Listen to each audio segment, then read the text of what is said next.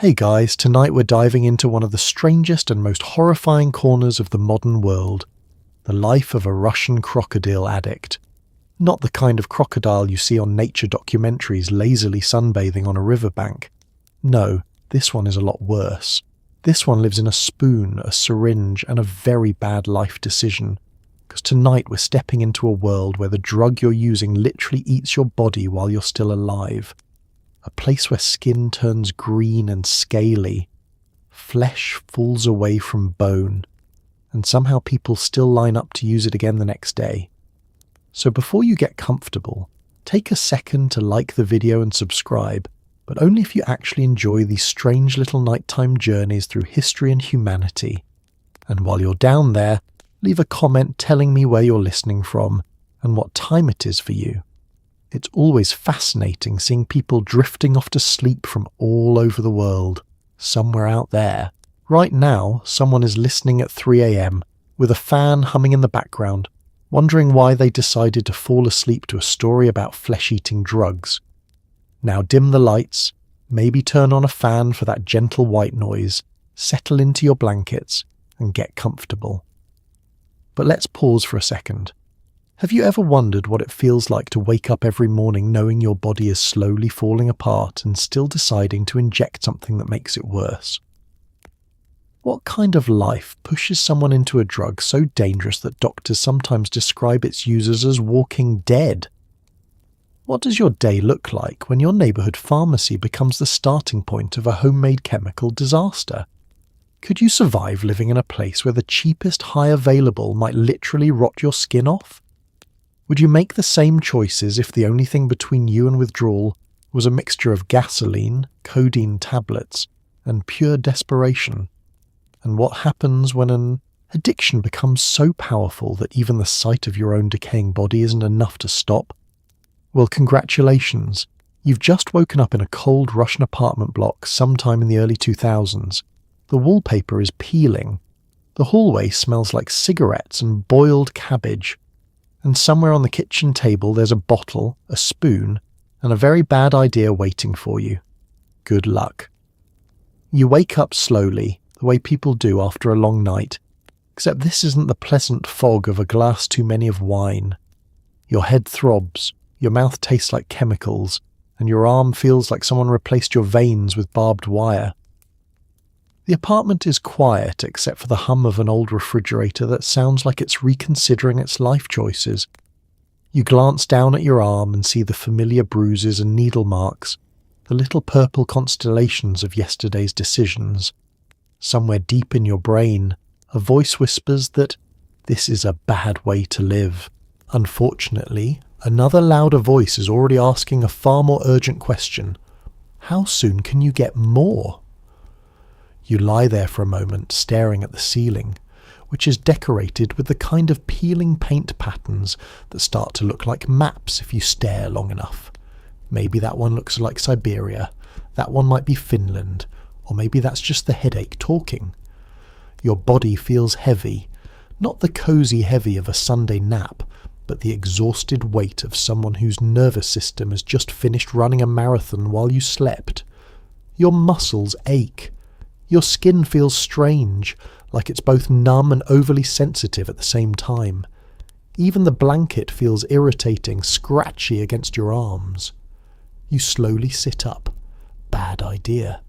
Your head pulses like someone installed a small construction crew behind your forehead. You breathe slowly, waiting for the dizziness to settle. In the quiet kitchen corner, a spoon still sits on the table next to a lighter and a cloudy glass jar that definitely didn't start life as laboratory equipment. This is less of a kitchen now and more of a very depressing science fair project. The refrigerator hums louder for a moment, then settles back into its tired drone. It's been making that sound for years. If the fridge had opinions, and honestly it probably does by now, it would likely recommend a series of better life choices. Your stomach growls, but not in a normal hungry way. It's more like a warning signal. Food isn't really the priority right now. Your body wants something else entirely. You rub your arm absent-mindedly. The injection site feels sore, a dull ache that spreads outward under the skin. It's not unusual. You've had worse. Still, you notice the bruising again. Little purple marks scattered along the vein like a constellation chart drawn by someone with very questionable hobbies. You remember the first time you noticed them. Back then they seemed temporary, like the sort of thing that would disappear once. Life got organised again, back when you still had plans about getting organised. Outside the window, the morning light creeps through thin curtains. The view isn't spectacular. Rows of grey apartment blocks stretch across the horizon, like someone copy-pasted the same building 100 times just to save time.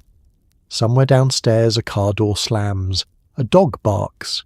Someone coughs in the hallway with the enthusiasm of a lifelong smoker who has made peace with their choices. Life in the building is starting, and with it comes the next problem. Because the strange thing about this kind of morning isn't the pain or the exhaustion. Those you almost expect. The real issue is the creeping feeling starting in your chest and spreading outward. Restlessness. Your brain is already doing quiet math. How much codeine is left? Who still has iodine? Did someone mention gasoline yesterday? The calculations begin before you've even fully woken up. Addiction has a way of reorganizing your priorities with impressive efficiency.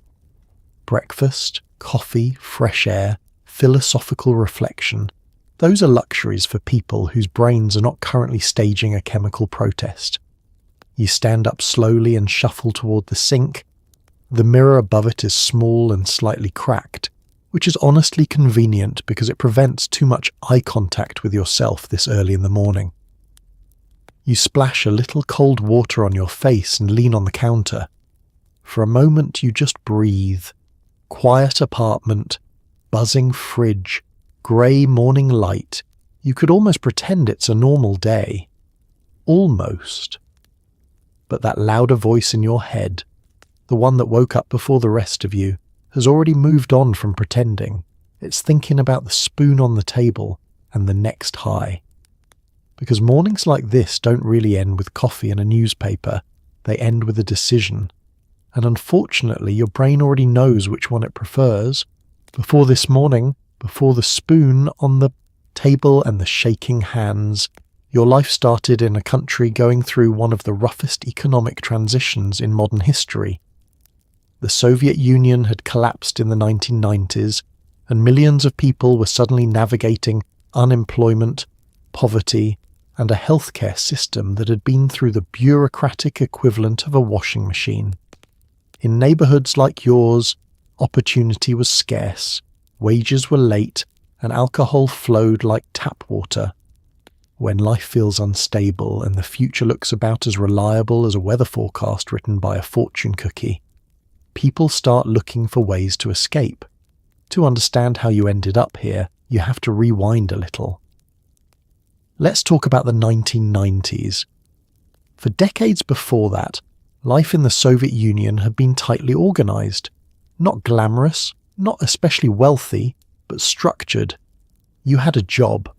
The factory opened in the morning, the buses ran. Your parents knew roughly what tomorrow would look like. Then suddenly, almost overnight, the entire system collapsed. Factories shut down. Entire industries disappeared. One day people had stable work, and the next day they had a stack of rubles that were losing value faster than ice melting on a summer sidewalk. You remember hearing the adults talk about it when you were younger. Voices around kitchen tables, cigarette smoke curling toward the ceiling, words like privatization and inflation floating around the room like mysterious spells nobody fully understood. Mostly what you remember is the uncertainty. Your father might have worked at a plant that stopped paying wages for months. That happened often back then. People still went to work, but the money simply didn't come. Imagine showing up to your job every day for half a year and getting paid with promises. Not great for morale. Some people adapted. A few lucky ones became businessmen in the wild new capitalist frontier that appeared practically overnight. Others started selling whatever they could. Car parts, cigarettes, homemade food, questionable electronics that probably fell off a truck somewhere. But many people were simply left behind. Entire neighborhoods felt the shift. Apartment blocks that once housed engineers, machinists, teachers, and factory workers slowly became places where everyone was just trying to get through the month. The infrastructure aged, hospitals struggled, and the safety net that once existed, however imperfect, had largely vanished. So daily life became a balancing act.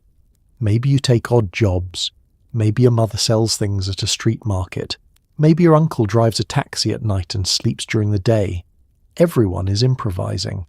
Meanwhile, alcohol becomes the unofficial national coping mechanism. Vodka was already a cultural staple, but during those chaotic years it became something closer to background music. It was at celebrations, funerals, arguments, and quiet evenings, when the electricity flickered and nobody wanted to talk about the future. When the world feels unstable, people reach for whatever gives them a little relief. Sometimes that relief is a drink, sometimes it's something stronger. And in places where opportunity shrinks and stress grows, drugs have a strange way of appearing like weeds through cracked pavement. You probably didn't think about any of that when you were younger. Back then the world was smaller. School, friends, the courtyard between apartment buildings where kids kicked around a soccer ball that had seen better decades. But the environment was already shaping things quietly.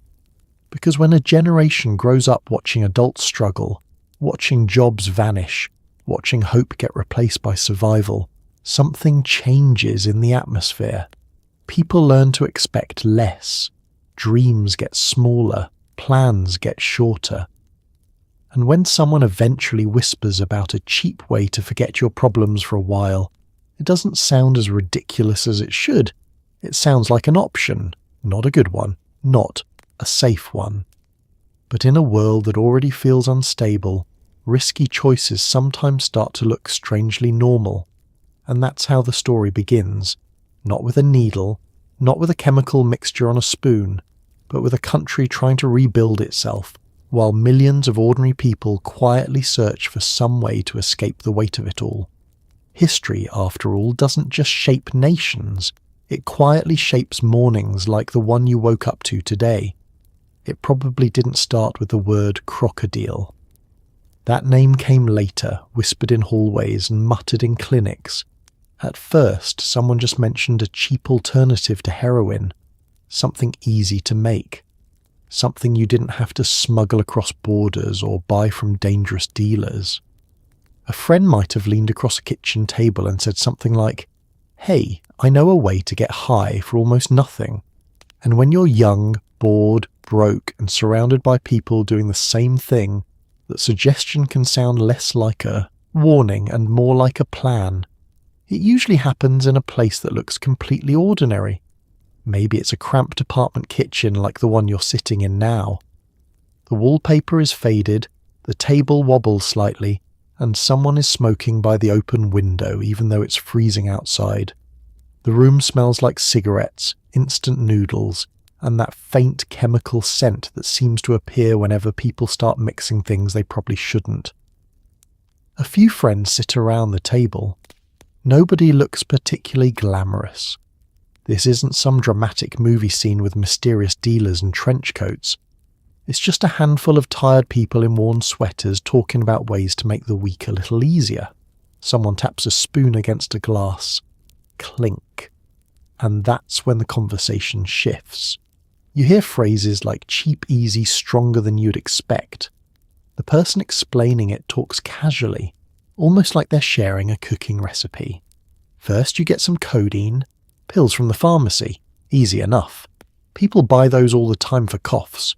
Then you add a few things, iodine, maybe some gasoline, maybe something scraped from matchboxes.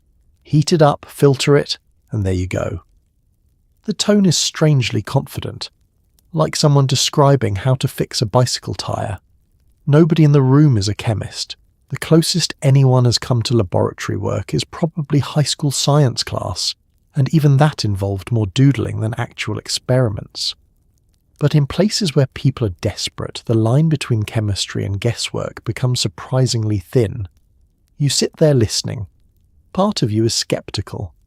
Mixing gasoline and medicine in a kitchen sounds less like a good idea and more like the beginning of a very bad news report. But the person talking insists it works, says people all over the city are doing it, says the high is strong, says it's way cheaper than heroin. That last part is the hook, because heroin, if you've heard anything about it at all, is expensive and dangerous to get.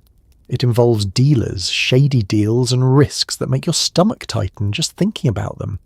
This, on the other hand, sounds almost practical. Pharmacy pills, household chemicals, a spoon. It's like the discount version of something far more serious. Of course, nobody mentions the long-term consequences at first. Nobody brings up the hospital stories. Nobody talks about skin damage or infections or the kind of injuries doctors would later describe with words like catastrophic. In the early conversations, the drug is just an idea, a shortcut, a rumour that sounds exciting in the way risky things often do when you're young, and the future still feels like something you can sort out later. Someone laughs and says something like, "Don't worry, it's not that bad." Another person shrugs and says they've heard worse. That's the strange thing about these moments. They rarely feel dramatic. There's no ominous music playing in the background, no flashing warning signs, just a quiet kitchen conversation drifting through cigarette smoke. The idea floats in the air for a while. Maybe someone tries it first and reports back later. Maybe someone else says they know a guy who's already been using it. Stories start circulating, some exaggerated, some true. And slowly, the strange homemade drug begins to spread from apartment to apartment, conversation to conversation, like a rumour that refuses to stay quiet. At first, it's just talk. Just curiosity. Just one of those reckless ideas that seems interesting at the time. But the dangerous thing about ideas like this is how normal they start to feel, especially when everyone around you treats them like no big deal. Soon enough, the kitchen table stops being a place where people discuss the idea. It becomes the place where people actually try it. And that's when the story really begins. The strange thing about Krokodil is that the journey toward making it begins somewhere surprisingly ordinary. The pharmacy. You walk in like any other customer, buying cold medicine containing codeine. In the early 2000s in Russia, these medications were widely available over the counter. To the pharmacist, you're just another tired person buying cough pills. But back home in the kitchen, those tablets aren't destined for tea and honey. They're about to become the first ingredient in something far darker. From the outside, the pharmacy looks comforting. Bright lights, clean counters, shelves neatly stacked with boxes promising relief from headaches, coughs, and the occasional mysterious stomach issue. It's the kind of place people visit when they want to feel better. You push the door open and step inside. A small bell rings, not dramatically, just enough to announce that another person has arrived to solve a minor medical inconvenience. The pharmacist barely looks up. There's a line of customers ahead of you anyway, someone buying bandages, someone else asking about vitamins, a grandmother clutching a handwritten list and squinting at the labels like she's trying to decode ancient hieroglyphics. You stand quietly, hands in your pockets. From the outside you look like anyone else, maybe a little tired, maybe fighting a cold, maybe the kind of person who woke up with a cough and decided to grab some medicine before work, which is exactly the point. When your turn comes, you step forward and ask for the codeine tablets. The pharmacist reaches behind the counter without much ceremony. Back then, codeine-based medications were still commonly available without a prescription in many parts of Russia. They were intended to treat coughs and pain. In a normal world, they helped people get through flu season. In this world, they're something else entirely. A small box slides across the counter. You pay. The entire transaction takes maybe 20 seconds. No alarms, no suspicious glances, no dramatic music suggesting that a Life-altering decision just took place. Just a receipt and a quiet thank you. You walk back outside with a small box tucked into your pocket. Cold air hits your face as you step onto the street. The city moves around you the way cities always do. Buses rumbling past, people hurrying somewhere, a man arguing loudly into a phone that probably cost less than his coat. Nothing about the moment feels unusual, because technically it isn't. Pharmacies sell medicine. People buy medicine. That's the entire business model. But what happens next has very little to do with medicine. You head back toward the apartment block, the kind with grey concrete walls and balconies that look like they were designed by someone who had given up on creativity halfway through the blueprint. Inside the stairwell, the smell hits you immediately. Cigarettes, dust, someone's dinner drifting down from the third floor. The elevator probably hasn't worked since the early 2000s, so you climb the stairs. Each step echoes slightly in the hollow concrete corridor. By the time you reach the apartment door, the small box in your pocket feels heavier than it should. Inside, the kitchen is already waiting. The table, the spoon, the lighter. Someone else is there too, sorting through other ingredients that definitely did not come from a pharmacy. Iodine bottles, a container that once held gasoline, maybe a few matchboxes missing their tips. It looks less like a pharmacy extension and more like the world's least reassuring chemistry class. You place the box on the table. The room goes quiet for a second, because in a strange way that small cardboard package is the starting pistol for everything that comes next. Not a dramatic moment, not cinematic one, just a cough medicine box sitting on a scratched kitchen table while a group of very amateur chemists prepares to turn it into something it was never meant to become. If pharmacies are supposed to be places where people go to get healthy, then this is the part where things begin heading in the exact opposite direction. Back in the apartment, the kitchen becomes a laboratory that would make an actual chemist cry. The ingredients look less like a pharmacy and more like the contents of a suspicious garage shelf. Gasoline, paint thinner, iodine, matches scraped for phosphorus. Everything gets crushed, boiled, mixed, and filtered through whatever happens to be lying around, sometimes a cigarette filter or a piece of cloth. The result isn't pharmaceutical-grade anything. It's a toxic chemical soup that only loosely resembles the drug it's supposed to imitate. You stand around the table like a group of students preparing for the worst science fair project in human history, except no one here has a lab coat, no one has goggles, and the safety manual, if it ever existed, has clearly been replaced by a shrug and a lighter. Someone empties the codeine tablets onto the table. The small white pills scatter across the scratched wood surface like spilled Tic Tacs. A spoon appears. Another person grabs a bottle of iodine that looks like it was purchased sometime during the previous century. The preparation begins. Crush the pills, scrape the match heads, pour in a little gasoline. The process is strangely methodical, passed down through word of mouth like a recipe nobody should be proud of knowing. Someone claims they learned it from a friend. That friend learned it from someone else. By now the instructions have probably travelled through half the city like a whispered urban legend. Add this, heat that, stir carefully, or maybe not that carefully. The kitchen smells like a mechanic's workshop now. Sharp chemical fumes mix with cigarette smoke and the faint scent of instant noodles from earlier in the evening. The window is cracked open for ventilation, though the cold air doesn't exactly solve the problem so much as politely acknowledge it. You watch the mixture bubble in the spoon over a cheap, lighter flame. Tiny black flecks swirl through the liquid like something that absolutely should not be entering a human bloodstream. If a professional chemist walked into the room right now, they would likely react the same way someone reacts when they see a toddler holding a chainsaw. Concern, confusion, possibly immediate evacuation. But here, the process feels almost normal.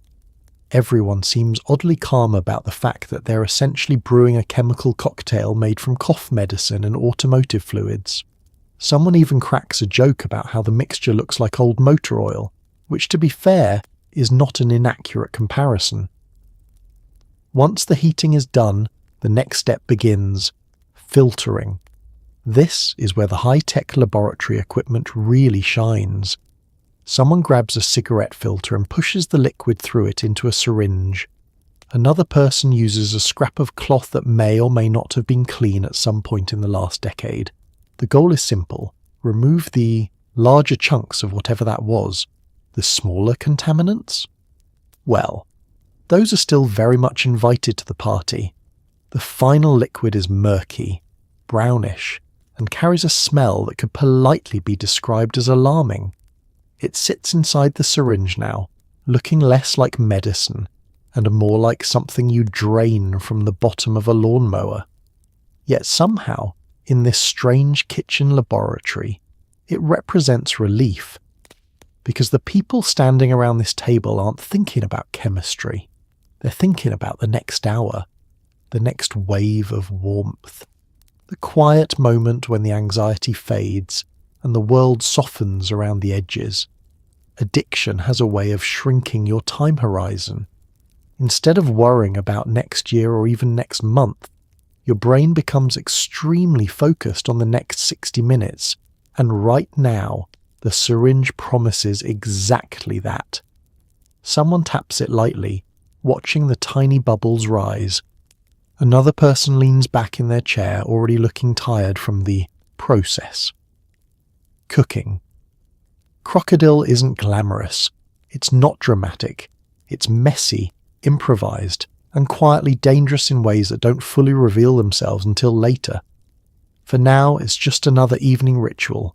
A handful of people in a dim apartment kitchen, a spoon, a lighter, a syringe filled with something that was never meant to exist, and a room full of amateur chemists who are about to discover that sometimes the most dangerous laboratories in the world are the ones built on ordinary kitchen tables. At the centre of this concoction is desomorphine, a synthetic opioid first developed in the 1930s.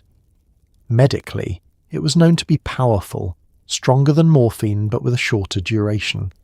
In controlled environments it had limited medical use, but outside a laboratory it was never meant to be cooked up in someone's kitchen. What makes the homemade version so dangerous isn't just the drug itself, it's the chemical garbage left behind from the crude process of making it.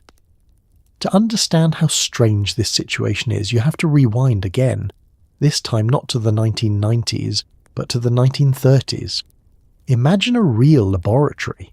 Clean counters, white coats, scientists carefully measuring chemicals with glass equipment that probably costs more than the entire kitchen table back in your apartment. Back then, chemists were experimenting with ways to create new painkillers. Morphine already existed, but researchers were always searching for something stronger, faster, or easier to produce. Desomorphine was one of those discoveries, and on paper, it worked. The drug was extremely potent. When used medically, it could relieve severe pain quickly.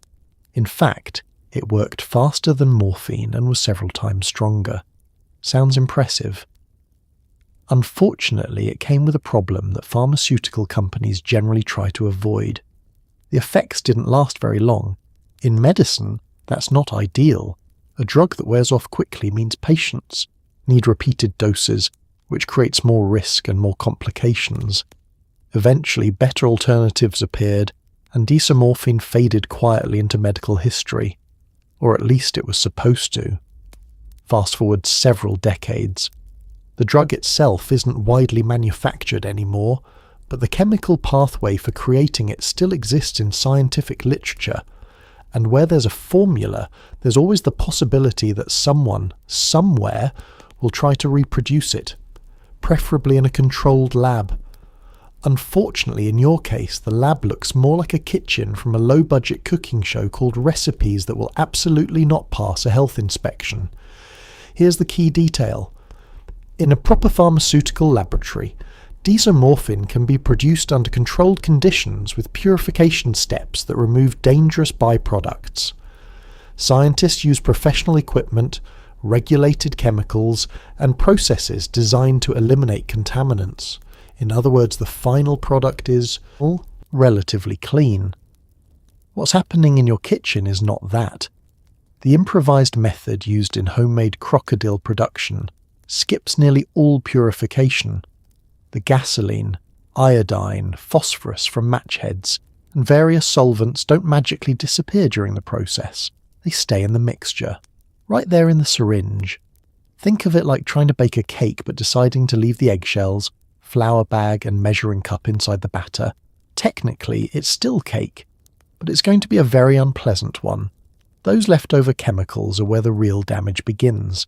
Many of them are corrosive, toxic, or capable of destroying tissue. When injected into the bloodstream, they irritate veins, damage skin, and poison surrounding tissue. Doctors who later studied Krokodil injuries often found severe infections, tissue death, and chemical burns near injection sites.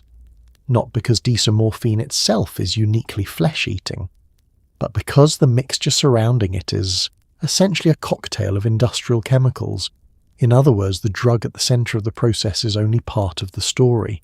The rest of the damage comes from the improvised chemistry experiment that created it, and yet, in the moment, none of that feels particularly important, because addiction changes the way your brain evaluates risk. Long-term consequences start to feel distant, abstract, almost theoretical. The next hour of relief feels very real.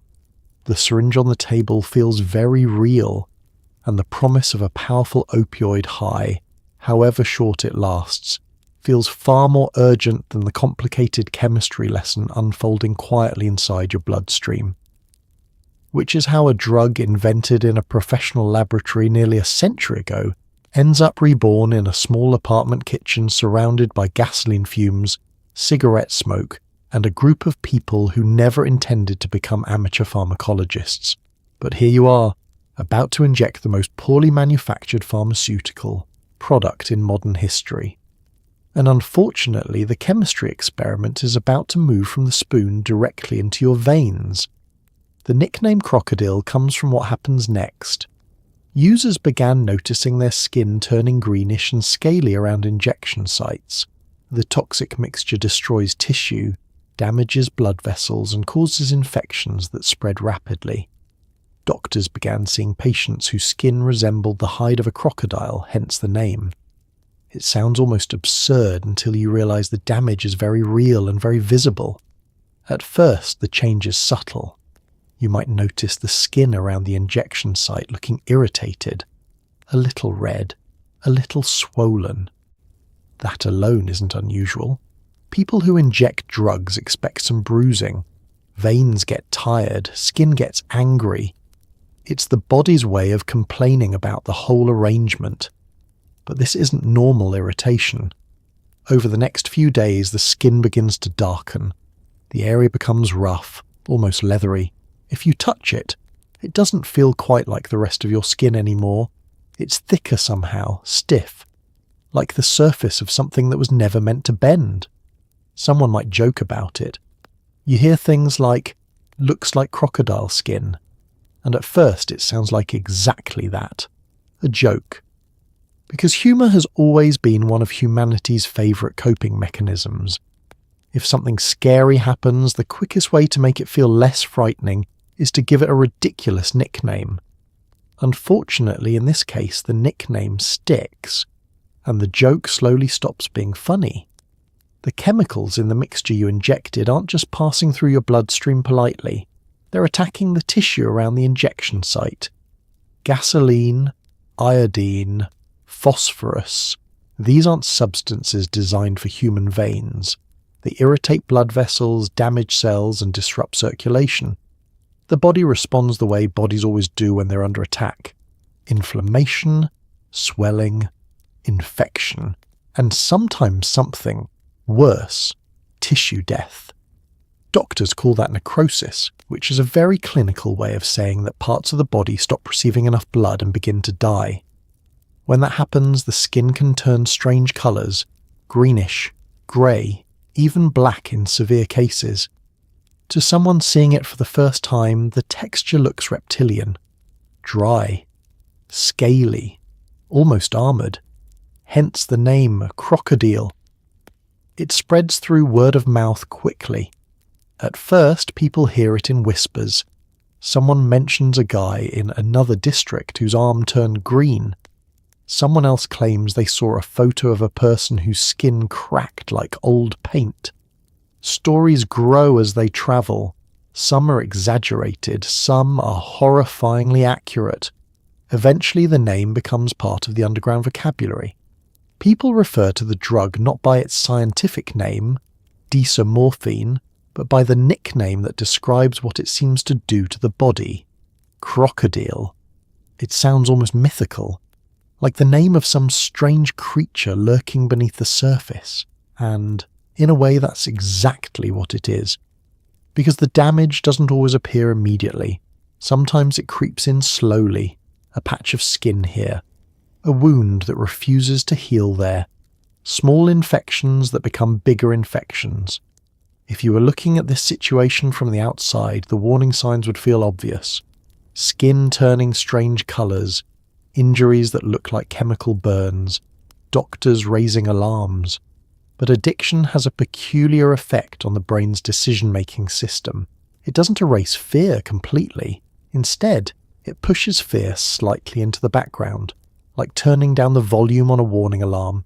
You still hear it, you just don't react the same way. So the nickname spreads. Krokodil becomes shorthand for the entire story. The homemade chemistry experiment, the short high, and the very visible consequences that follow. And somewhere along the way, the name starts to feel strangely normal, which is perhaps the most unsettling part of all, because when people begin casually referring to a drug named after a reptile with armoured skin, it means they've already accepted that something about this situation is deeply unnatural. But by then, the syringe is already on the table, and the next injection is only a few minutes away. The first time is always a strange moment. You sit there staring at the syringe like it's both a promise and a threat. The liquid inside is cloudy and brownish, not exactly the reassuring look of medical precision, but the person next to you insists it works, and when the needle finally goes in, the high comes quickly, warm, heavy, and quiet. For a brief moment, the world softens. Pain, stress, hunger, fear, all of it fades into the background. Before that moment, though, there's hesitation. You turn the syringe slightly in your fingers, watching the murky liquid shift. It doesn't sparkle. It doesn't glow. It doesn't look like anything that belongs inside a human body. It looks like something you'd drain from the bottom of a neglected engine. And yet, the room is quiet. Someone across the table nods at you, calm and reassuring, like this is perfectly routine. Which for them, it is. You roll up your sleeve. Your arm feels strangely foreign under the dim kitchen light. Veins faintly visible beneath the skin. Little roads mapped out for something that was never part of the original design plan. You tie something tight around your upper arm, a belt, maybe a strip of fabric. The vein rises slightly like it's volunteering for a job it doesn't fully understand. You take a breath. There's a strange stillness right before the needle touches your skin.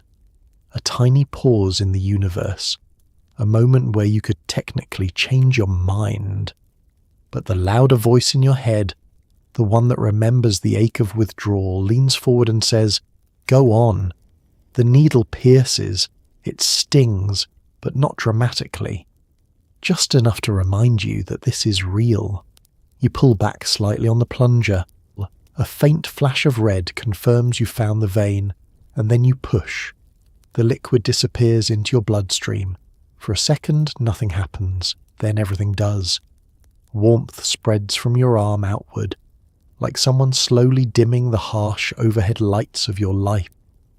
The tension in your shoulders loosens. Your thoughts, which were racing and sharp a few minutes ago, begin to soften at the edges. The kitchen feels quieter.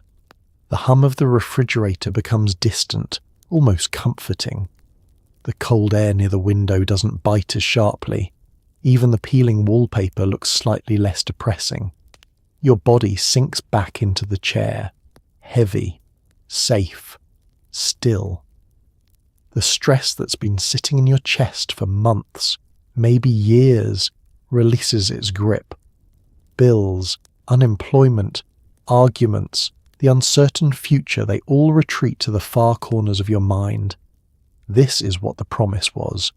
Not euphoria exactly, more like relief, a quieting, the kind of stillness you haven't felt in a long time. If someone asked you right now whether this was a good idea, you might shrug lazily and say something like, "Feels fine to me." Because in this exact moment, it does. Your breathing slows, your eyelids grow heavy, the world narrows to the small kitchen, the dim light, and the gentle weight of your own body settling into the chair. Someone across from you smiles slightly, as if to say, "See, it works." And it does. That's the problem. Desomorphine acts quickly, faster than many other opioids. The onset is almost immediate, which makes it feel powerful and efficient, like pressing a button and watching all your problems fade into a pleasant blur. But there's a detail no one emphasizes during that first injection. It doesn't last long. The warmth that feels so complete right now will begin to thin out in an hour or two. The quiet will slowly give way to restlessness. The soft edges will sharpen again. For now, though, you don't think about that. You let your head tilt back, slightly. You listen to the faint sounds of the building around you. Footsteps in the hallway, a door closing somewhere, distant traffic humming through concrete walls. The kitchen laboratory fades into the background. All that remains is the heavy, floating calm. And in that first injection, you learn the most dangerous lesson of all. Not that the drug is terrifying, not that it's risky, but that it works. And once your brain understands that, it becomes very difficult to forget. The problem is that the high doesn't last long, maybe an hour or two, then it fades, leaving behind the sharp teeth of withdrawal. Your body starts demanding more almost immediately. Compared to heroin, the cycle is brutally fast. Users find themselves injecting again and again just to stay functional, turning a day into a constant loop of cooking, injecting, and trying not to think about the consequences. At first, the fading is subtle. The warmth in your chest cools slightly. The heavy comfort in your limbs begins to lift. The world, which had softened so beautifully, starts regaining its sharp corners. You notice it in small ways. The refrigerator hum becomes irritating instead of soothing. The cold draft from the cracked window feels more aggressive. The chair beneath you, which felt like a throne of tranquility 20 minutes ago, now feels hard and unforgiving. Your brain starts whispering, not loudly at first, just a quiet suggestion. "That was nice. We should do that again." Your muscles tighten slightly. A faint ache creeps into your arms and legs. It's not dramatic yet, not cinematic, just uncomfortable enough to remind you that the calm was temporary. Desomorphine works quickly, but it leaves just as quickly. That's the trap. With heroin, the high might stretch longer. There's a bit more breathing room between doses. With Krokodil, the clock seems impatient. An hour passes, maybe 2 if you're lucky. Then the chemical tide recedes and leaves you standing on the cold, sure of your own nervous system, and your nervous system is not pleased. Your skin feels restless, almost electric. You shift in your seat, you rub your hands together. The room seems too small now. Someone else in the kitchen is already preparing the spoon again. That's how fast it happens. There's no dramatic meeting where everyone votes on the next injection. No formal discussion about long-term life strategy. just a shared understanding that the warmth is fading and the next batch needs to be started. You glance at the clock. Time moves strangely in this cycle. Mornings, afternoons, evenings, they blur together. The day stops being measured in hours and starts being measured in doses. Cook, inject, wait, fade, repeat. It becomes mechanical, almost boring in its predictability. You might think addiction is chaotic, and sometimes it is, but with Krokodil it often feels more like a relentless schedule. Your body demands attention at regular intervals. Miss one and it begins, protesting immediately. The withdrawal symptoms sharpen quickly. Your stomach tightens. Your muscles ache more deeply. Anxiety rises in your chest like a slow-building storm. It's not just physical discomfort, it's a psychological urgency, a sense that something is wrong and must be fixed immediately. Your brain is no longer politely suggesting another injection. It's insisting. The speed of this cycle is what traps you. If the high lasted all day, maybe you'd have time to reflect. Maybe you'd think about consequences. Maybe you'd look at your arm in the mirror and have a philosophical moment. But there is no time for philosophy when your body's already counting down to the next dose. Someone scrapes match heads again. The spoon is back over the lighter. The kitchen laboratory reactivates like a shift starting at a factory that never closes. You tell yourself it's just to stay functional, just to avoid feeling sick, just to make it through the day. That's the rationalization. And technically, it's not entirely wrong. By now, you're not even chasing euphoria. You're chasing normal. The goal isn't to feel amazing, it's to feel not awful, which is a very different objective. You inject again. The warmth returns, briefly, then fades. Again. By the end of the day, you may have repeated this cycle multiple times, each high slightly shorter, each withdrawal slightly sharper, the body adjusting, demanding more to achieve the same effect, and somewhere in the background, consequences quietly accumulate. Veins inflamed, skin irritated, energy drained. But you don't dwell on that, because right now, the only thing that matters is the next hour. The shortest high in the world doesn't give you time to think. It gives you just enough relief to keep going, and then it takes it back. Withdrawal from opioids is famously miserable. Muscles ache, skin crawls.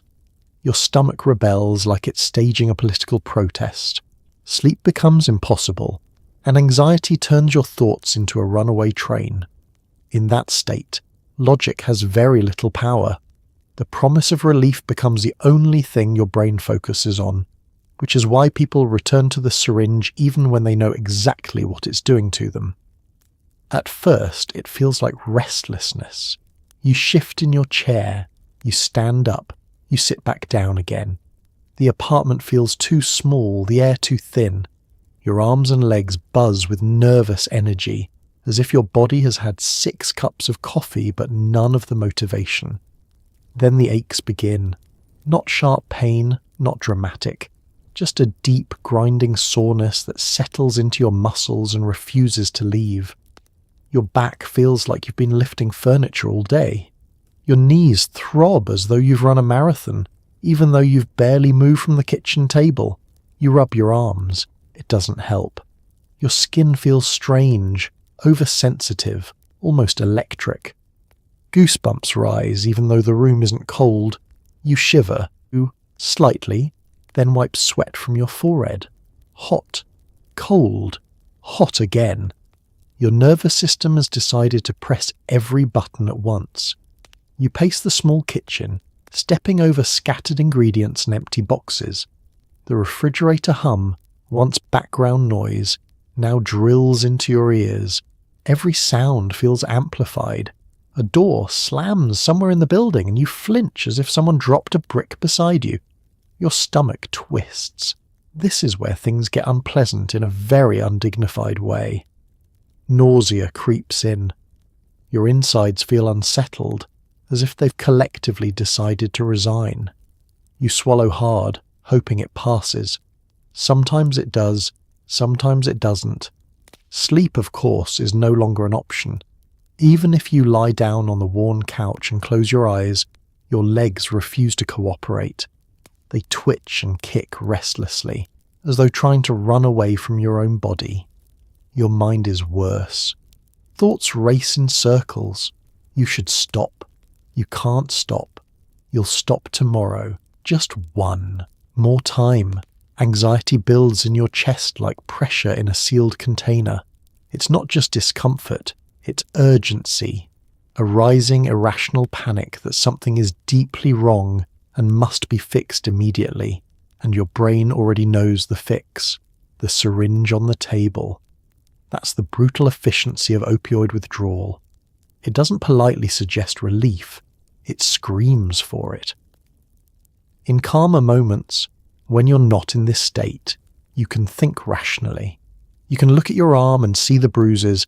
You can remember the hospital stories. You can imagine consequences.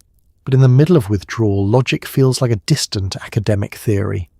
Interesting, irrelevant. Your brain's reward system has been rewired.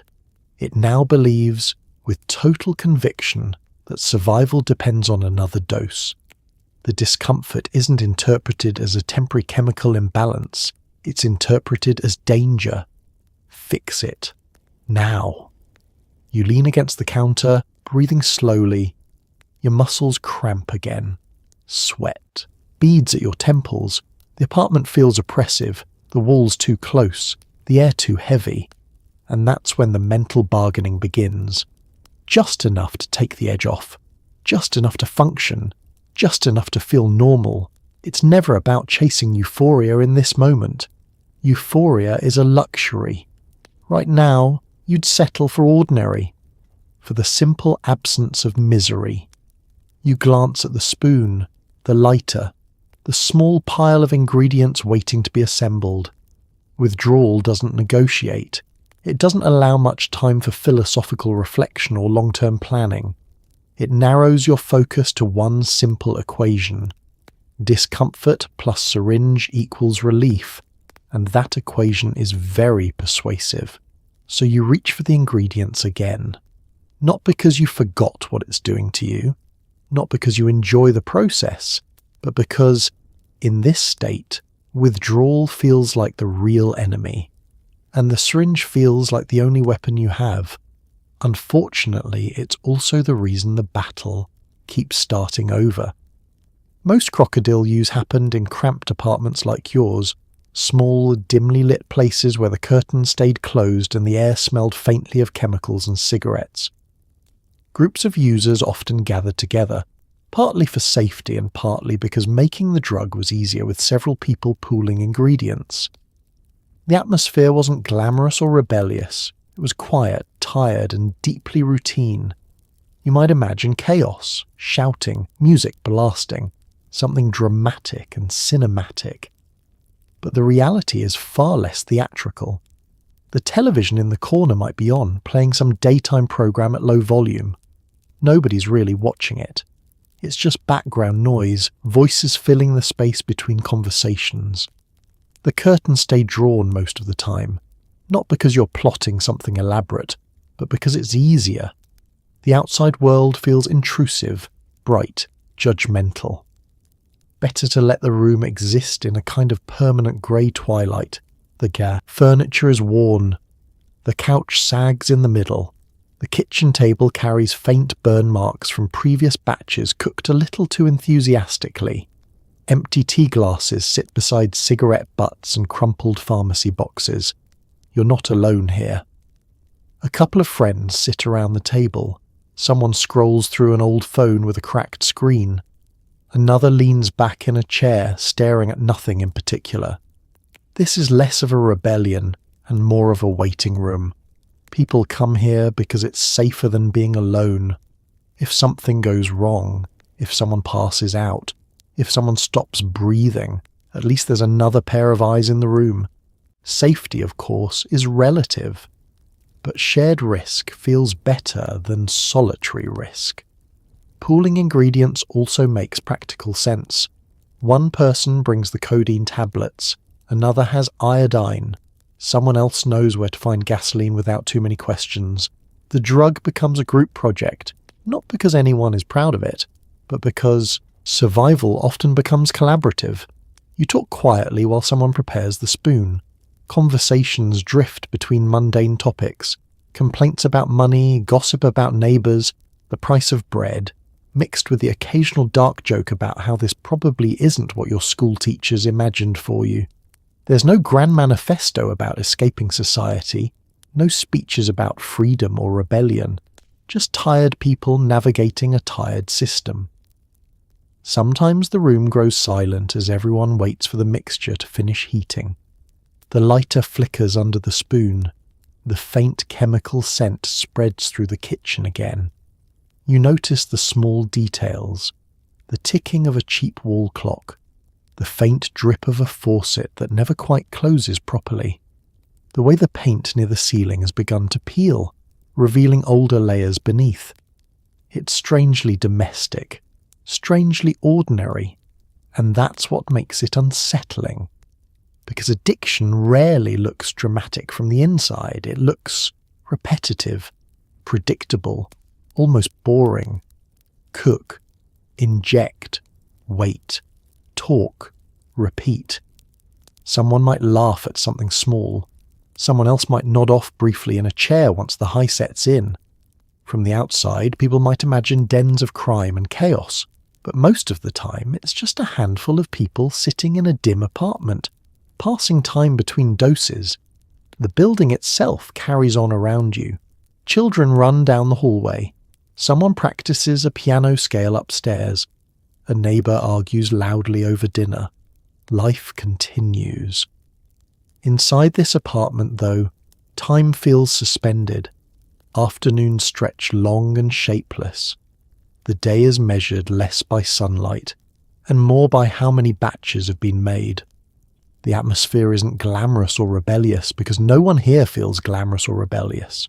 They feel stuck in a small apartment, stuck in an economic situation that hasn't improved, stuck in a cycle that repeats itself hour after hour. You look around the room and see faces that once had different plans, a mechanic who lost his job, a student who dropped out, a neighbour who just never quite found a way forward. No one intended for this to become routine, but routine is powerful. It sneaks in quietly, and before you realise it, the apartment kitchen isn't just a place to cook dinner or drink tea.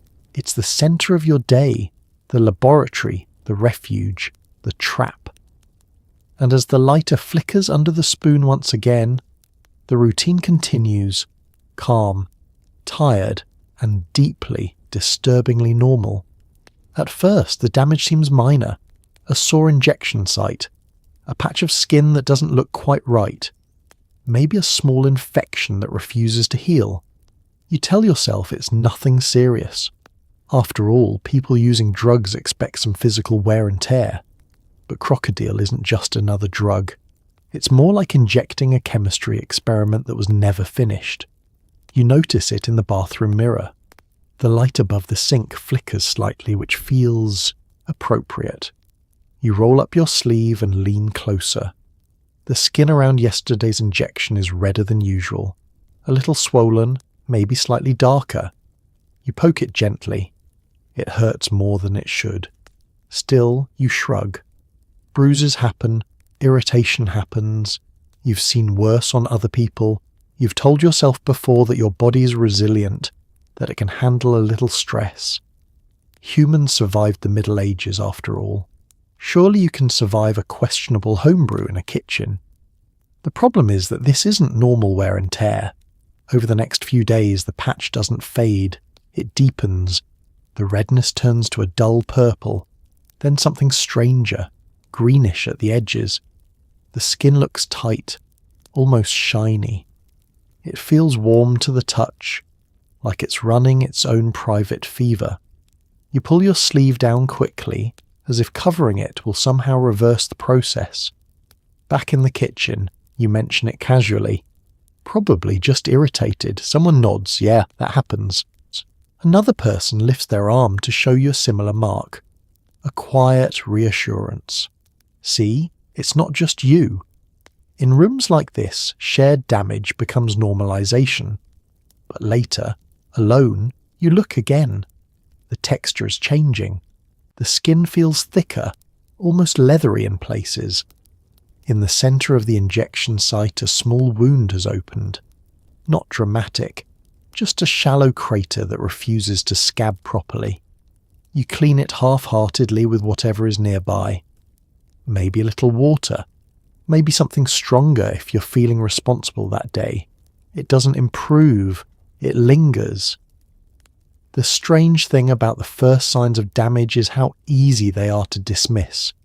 Your brain becomes incredibly creative. It's just a bruise. You hit it on something. Your immune system is just slow. It'll heal. You've had cuts before, scrapes, burns. The body usually fixes itself. But this time, the wound doesn't behave like a normal injury.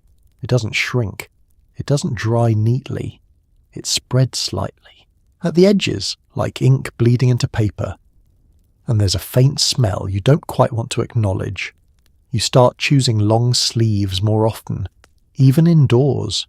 Not because you're embarrassed exactly, but because you'd rather not look at it constantly. Out of sight, out of mind. Except your arm occasionally throbs, reminding you it's still there. Under the surface, the damage is more than cosmetic. The chemicals in the mixture irritate blood vessels, constrict circulation, and damage surrounding tissue. When blood flow is compromised, healing becomes difficult. Infections take hold more easily. But you're not thinking about circulation or necrosis or long-term tissue damage. You're thinking about the next hour, the next batch, the next injection. It's remarkable how the brain prioritizes immediate relief over visible warning signs. If your car started leaking smoke from under the hood, you'd probably stop driving it. But when your own body starts sending similar signals, it's easier to negotiate. Just one more time, just until this clears up, just until things calm down. In the apartment, someone else unwraps a bandage from their forearm. The wound underneath looks worse than yours. For a brief moment, something flickers in your chest. Concern. Fear. A tiny voice that says this is not normal. But then the spoon clinks against the glass again. The lighter flickers. The routine resumes. You glance at your arm once more before rolling up your sleeve. The skin doesn't look right. It doesn't feel right. But in the hierarchy of problems inside this apartment, visible damage ranks below withdrawal. And so the chemistry experiment continues. Not finished. Not refined. Just injected again. Into skin that is already trying to tell you something you don't quite want to hear. Over time, the chemicals begin destroying tissue under the skin. Abscesses form. Skin darkens. In severe cases, flesh literally begins to die and peel away, doctors reported, seeing exposed bone in advanced cases. It's a horrifying progression, but addiction has a strange ability to override self-preservation. At first, it doesn't feel dramatic. It feels inconvenient. The sore spot on your arm grows larger. The skin around it tightens, stretched and swollen. Pressing it sends a deep, throbbing ache through your forearm. You start avoiding leaning on that side. You shift how you sleep. You adjust how you sit at the kitchen table. Little accommodations, little negotiations with your own body. Then one morning you notice the centre of the wound has changed. The colour isn't just red or purple anymore. It's darker, almost grey at the edges. The surface looks uneven, like the skin forgot how to be skin. A faint crust forms but doesn't heal properly. Underneath, something feels wrong. Too soft in one area, too firm in another. An abscess. That's the word doctors would use. To you, it's just a painful lump that doesn't belong there. The apartment doesn't change. The refrigerator still hums. The spoon still heats over the lighter, but your arm begins telling a different story. When you bend your elbow, the skin pulls painfully. The area feels warm, feverish. Sometimes you swear you can feel it pulsing on its own, like a separate heartbeat beneath the surface. You tell yourself it's temporary. You've seen worse, remember? But then the swelling increases. One evening, someone notices the smell before you do. It's faint, metallic, sour. You laugh it off. Probably the trash, you say. But later, alone in the bathroom, you peel back the bandage and stare. The skin has begun to break down. The edges look ragged, uneven. Beneath them, the tissue doesn't look healthy. It looks pale in places, dark in others, wet in a way that makes your stomach tighten. The body is trying to fight back. White blood cells swarm the area. Inflammation surges, but the chemicals injected over and over again have disrupted blood flow, damaged veins, starved the tissue of oxygen. Without proper circulation, the skin begins to die. Necrosis. It's a word you might have heard on television once, detached and clinical. Now it's happening inches from your hand. You cover it again quickly, because staring at it too long feels dangerous. Here's the strange thing. You are aware that this is serious. You're not unaware. You know healthy skin does not turn this colour. You know wounds are not supposed to deepen instead of close. You know that flesh is not meant to separate from the body in quiet layers. And yet, withdrawal still feels worse. That's the part that doesn't make sense to people watching from the outside. Self-preservation should scream louder than addiction. It should override everything. But addiction rewires priorities in a quiet, methodical way. It convinces you that the immediate relief is more urgent than the long-term consequence, that the pain in your arm is tomorrow's problem, that today's problem is the ache in your muscles and the panic crawling under your skin. So you rotate injection sites, left arm instead of right, a little lower, a little higher, each time telling yourself you'll give the other area time to heal. But healing requires oxygen. Healing requires stopping, and neither of those are happening. In severe cases doctors would later describe in hospital reports, tissue loss became so advanced that bone was visible beneath the damaged skin. The progression could be shockingly fast when infection set in. You've heard rumours, stories from other neighbourhoods, someone who needed surgery, someone who lost part of a limb. You tell yourself you're not that bad. Not yet. You sit at the kitchen table again, sleeve carefully adjusted to hide the worst of it. The lighter flickers under the spoon. The room smells faintly of chemicals and something else now, something biological and wrong. The rot doesn't announce itself with fanfare.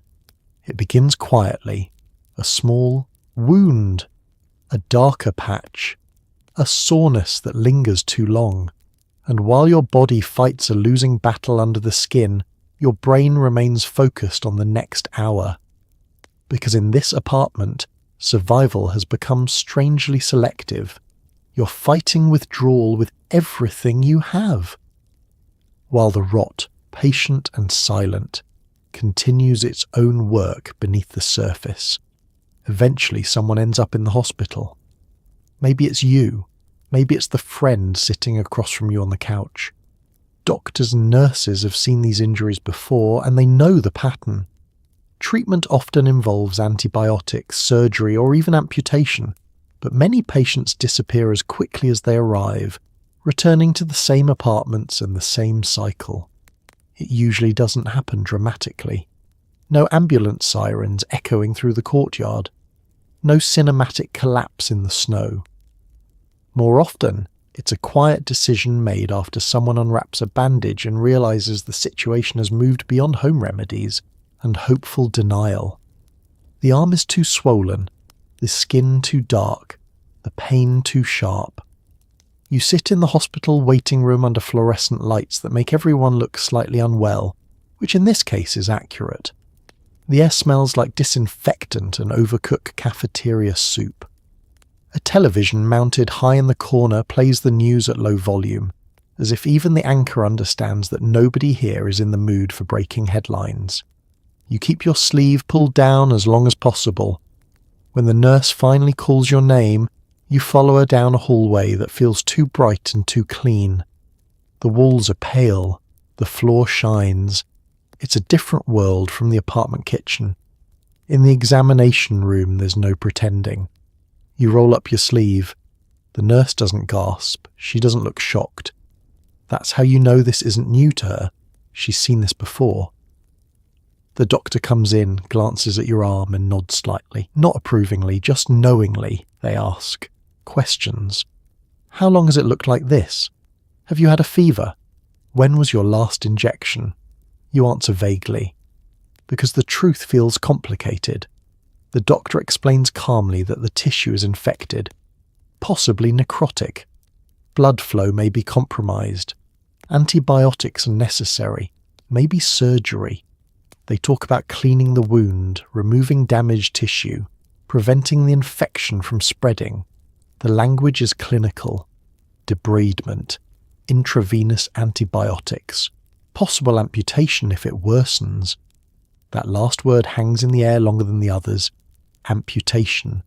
It sounds medieval, like something that belongs in a history documentary about battlefield medicine.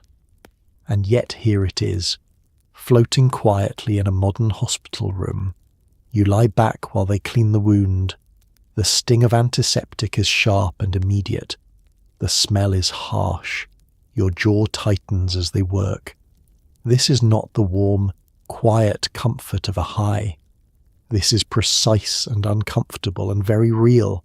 If the infection is severe, you might stay for days. An IV line taped to your arm. Fluids dripping slowly into your bloodstream. Nurses checking vitals. Doctors returning with updates that sound cautiously optimistic, but never enthusiastic. In these moments, clarity sometimes sneaks in. You see your arm under bright hospital lights. You see the damage without the dim mercy of apartment shadows. You hear the seriousness in the doctor's voice. You think about stopping. You genuinely do. But here's the part that confuses people. Withdrawal doesn't pause just because you're in a hospital. Your body still aches. Your skin still crawls. Anxiety still builds like pressure in your chest. Hospitals treat infection. They treat tissue damage. They treat the immediate crisis, but addiction waits patiently. And when you're discharged, bandaged, medicated, maybe warned very firmly, you step back outside into the cold air. The city looks the same.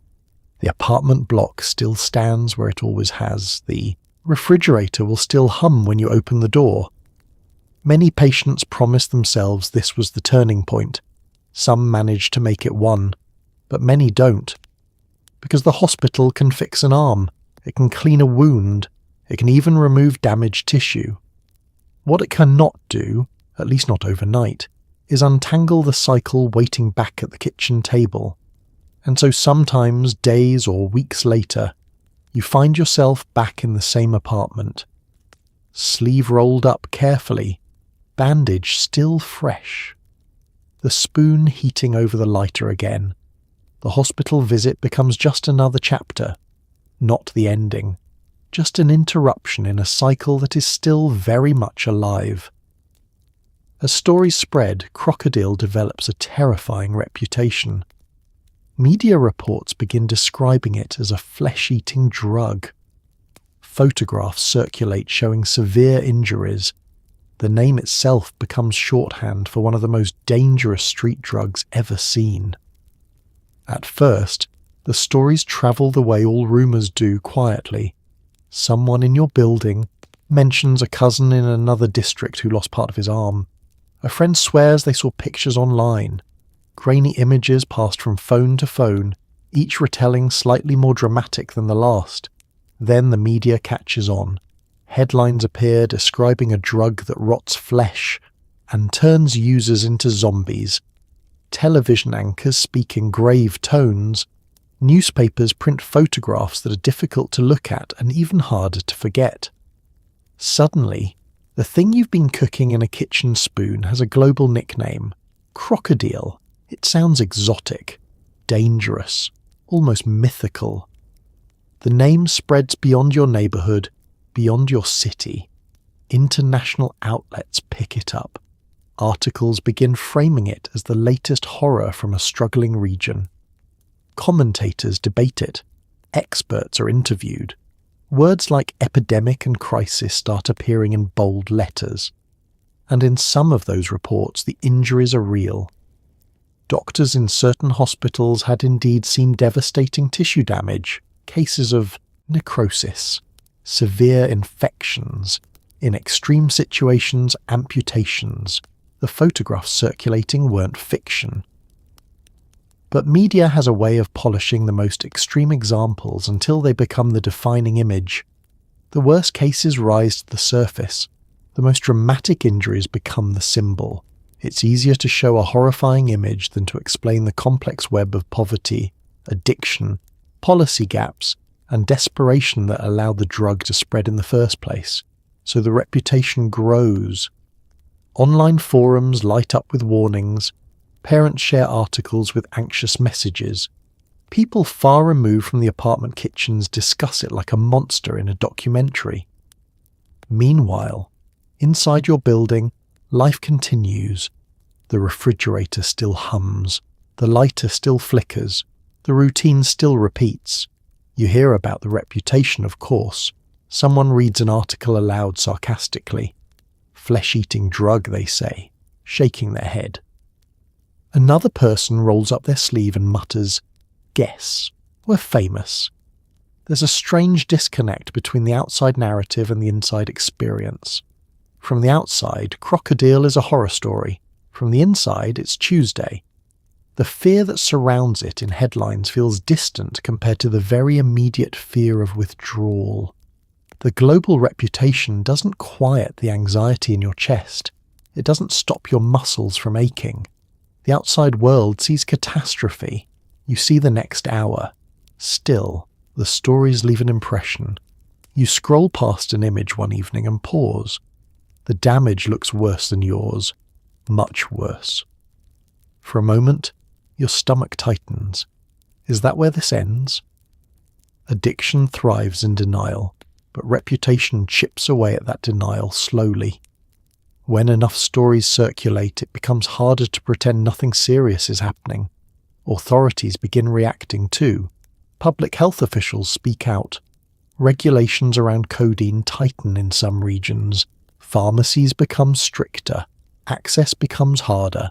The drug's reputation becomes part of its identity. It's no longer just a cheap substitute. It's infamous. And infamy changes things. Some people avoid it because of the horror stories. Others feel oddly detached. They've already stepped into the cycle. Headlines don't feel as urgent as the craving that wakes you up at dawn. There's also something unsettling about the way the world talks about it. The language can feel harsh, dehumanizing.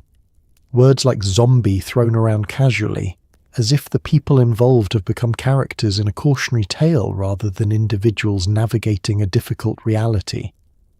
Reputation spreads faster than nuance. Soon, the name Krokodil carries weight everywhere. It becomes shorthand for desperation, for danger, for a particular moment in time when economic hardship and addiction collided in a very visible way. But inside the apartment, the spread of reputation doesn't change the basic equation. Cook, inject, fade, repeat. The world may be watching now, but the cycle doesn't pause for headlines. And sometimes the scariest part isn't how terrifying the reputation becomes. It's how routine the reality still feels. Despite the horror stories, people keep using it. The reason is painfully simple. It's cheap and accessible. For people struggling with addiction in areas where heroin is expensive or scarce, Krokodil becomes the substitute. When withdrawal is screaming at you, the long-term consequences feel very far away. From the outside, this is the part people struggle to understand. They see the photos, they hear the word flesh-eating. They watch interviews with doctors describing infections and amputations, and they ask the obvious question, why would anyone keep doing this? But inside the apartment, the question sounds different. It's not why, it's how else. Let's talk about money. Heroin, especially during certain years, wasn't always cheap or easy to obtain in every region.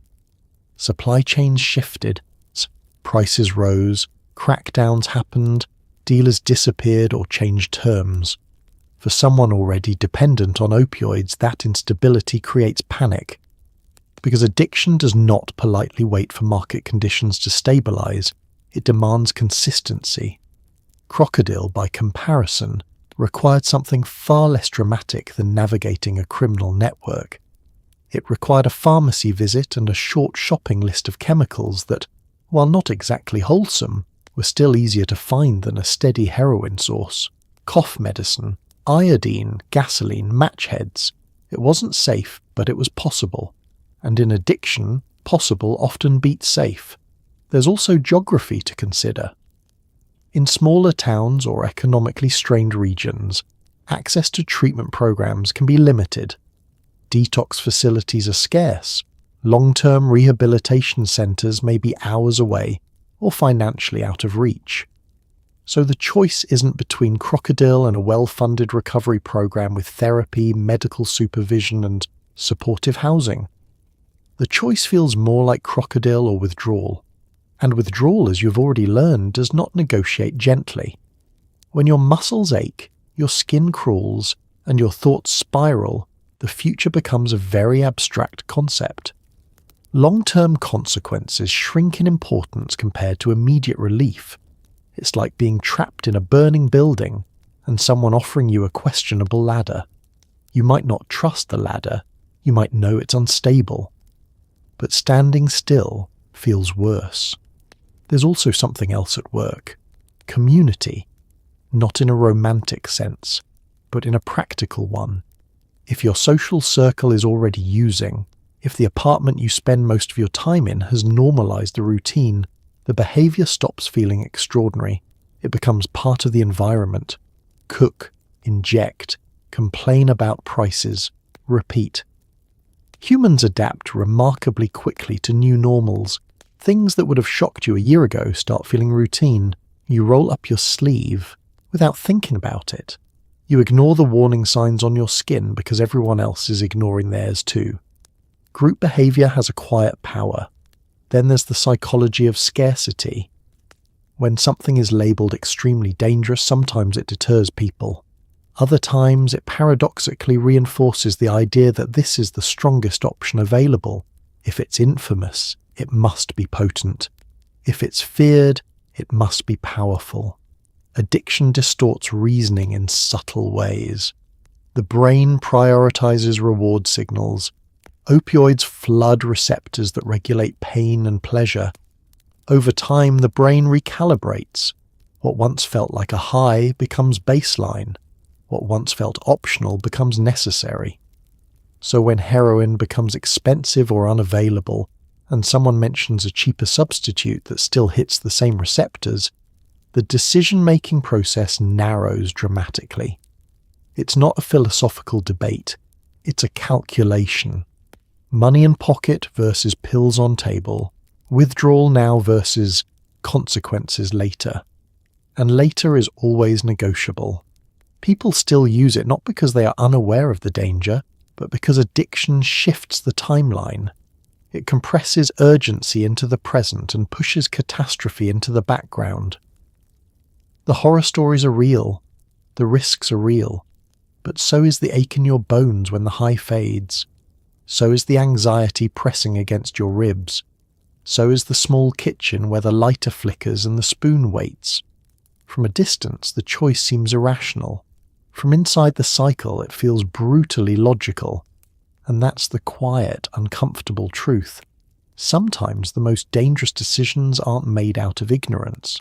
They're made out of desperation. And desperation has a way of making even the worst options look like solutions. Drug epidemics rarely exist in isolation. They tend to grow in places where poverty, unemployment, and limited healthcare intersect. In many regions where Krokodil appeared, these conditions were already present. The drug didn't create the hardship, it grew inside it. To understand the apartment, you have to understand the neighborhood. Step outside for a moment. The building you live in isn't uniquely tragic. It's one of dozens just like it. Concrete panels, small balconies, windows that have seen better winters. The courtyard below holds a rusted swing set and a bench where older men sit in heavy coats, talking about politics and the price of bread. This isn't cinematic misery, it's quiet stagnation. In the years after economic collapse, some areas recovered quickly. Major cities saw investment, new businesses opened, Western brands appeared in glossy storefronts. But other neighborhoods, especially smaller industrial towns, lagged behind. Factories that once employed thousands never reopened. Skilled workers became unemployed workers. Wages, when they came at all, often came late. Young people grew up watching adults juggle side jobs, borrow money, and quietly recalibrate their expectations. When opportunity shrinks, time feels different. Days stretch, weeks blur. The future feels vague. You notice it in small details. The empty storefront that has been for rent for years. The clinic with outdated equipment and overworked staff. The local pharmacy that becomes more reliable than the job centre. Healthcare access plays a role too. Addiction treatment isn't evenly distributed. In some regions, detox services are limited or stigmatised. Long-term rehabilitation programs may exist only in larger cities. Counselling might be underfunded or unavailable altogether, so when someone begins experimenting with opioids, whether heroin or something homemade, there isn't always a clear, accessible path back. There's also social stress.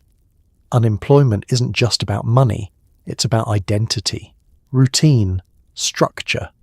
When you remove stable work from a community, you remove the rhythm that organises daily life. Without that rhythm, idle hours multiply, and idle hours in environments already heavy with stress can turn into experimentation.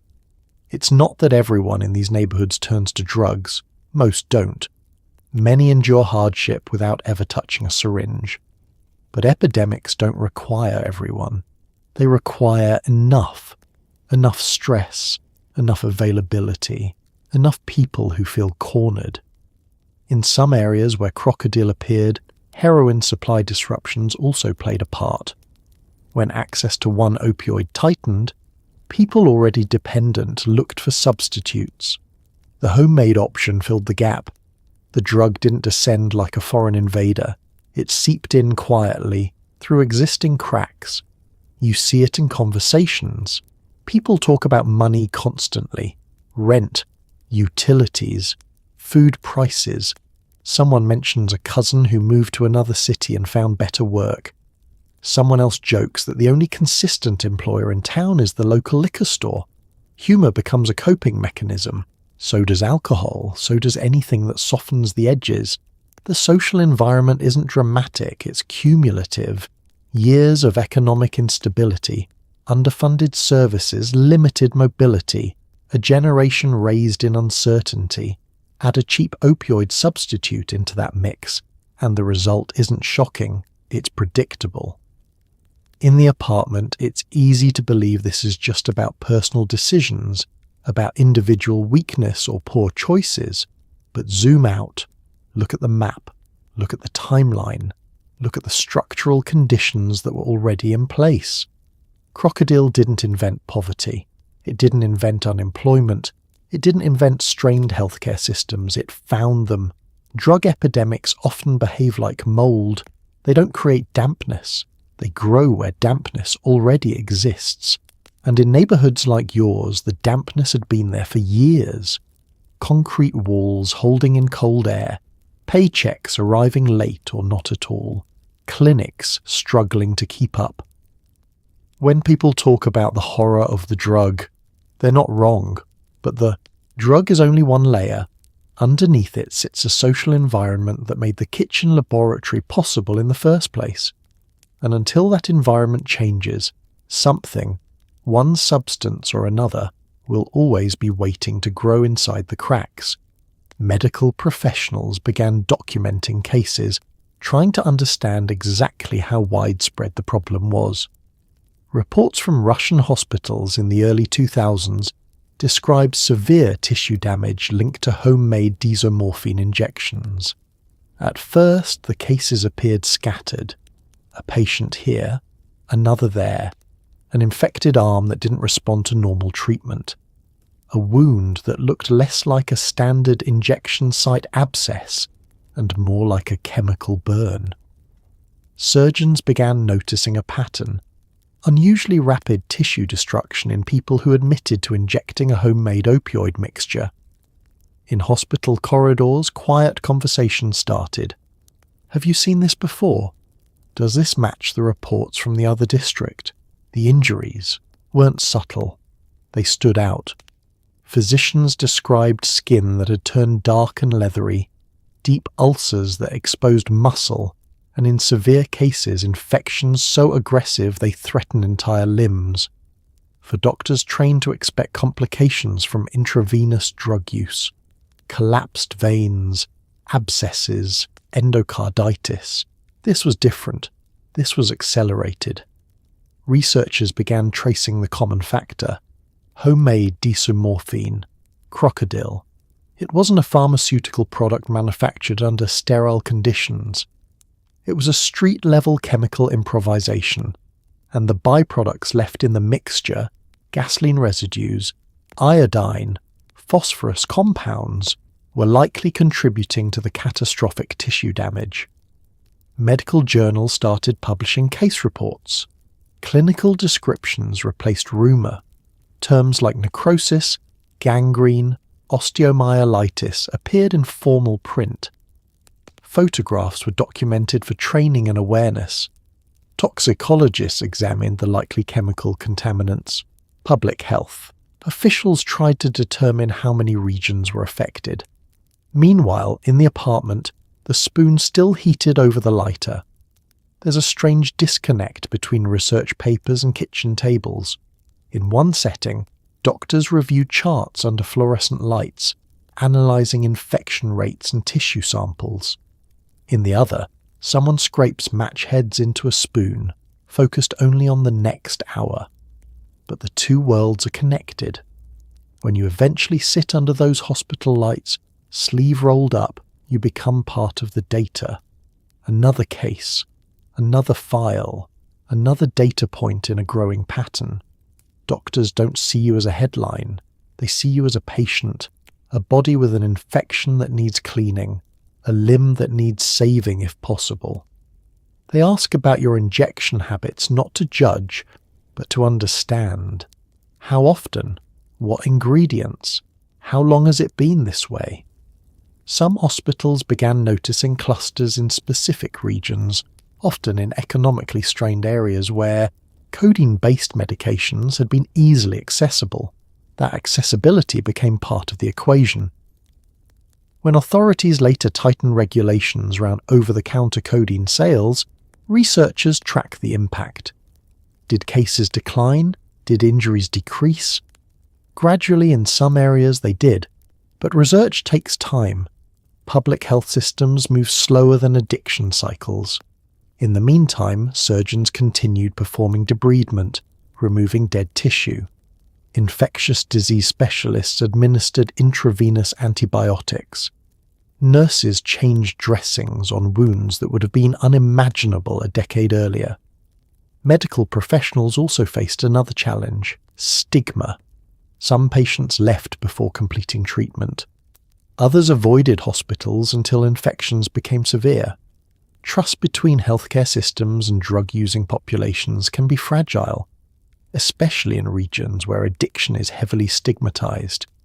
So researchers weren't just studying a drug, they were studying behavior, access, economics, and social patterns.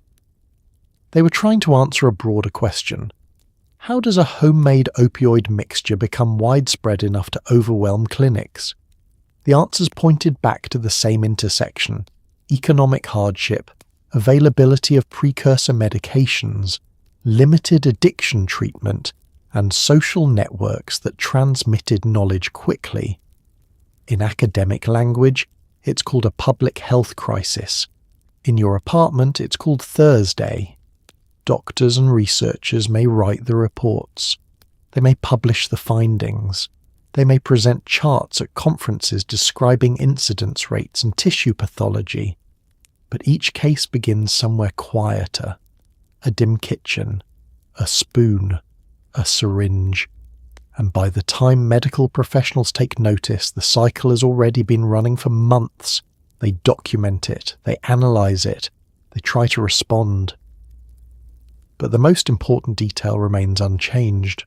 While research moves methodically, addiction moves quickly, and between those two speeds lies the fragile space where prevention, treatment, and reality struggle to catch up. Authorities eventually move to restrict over-the-counter sales of codeine medications, making it harder to obtain the key ingredient. These regulations reduced the ease with which Krokodil could be produced. At first, you don't notice the change. You walk into the pharmacy the same way you always have. The bell rings, the shelves look the same. The pharmacist stands behind the counter with the same neutral expression. You ask for the familiar box. This time the answer is different. Prescription only. The words land softly but heavily.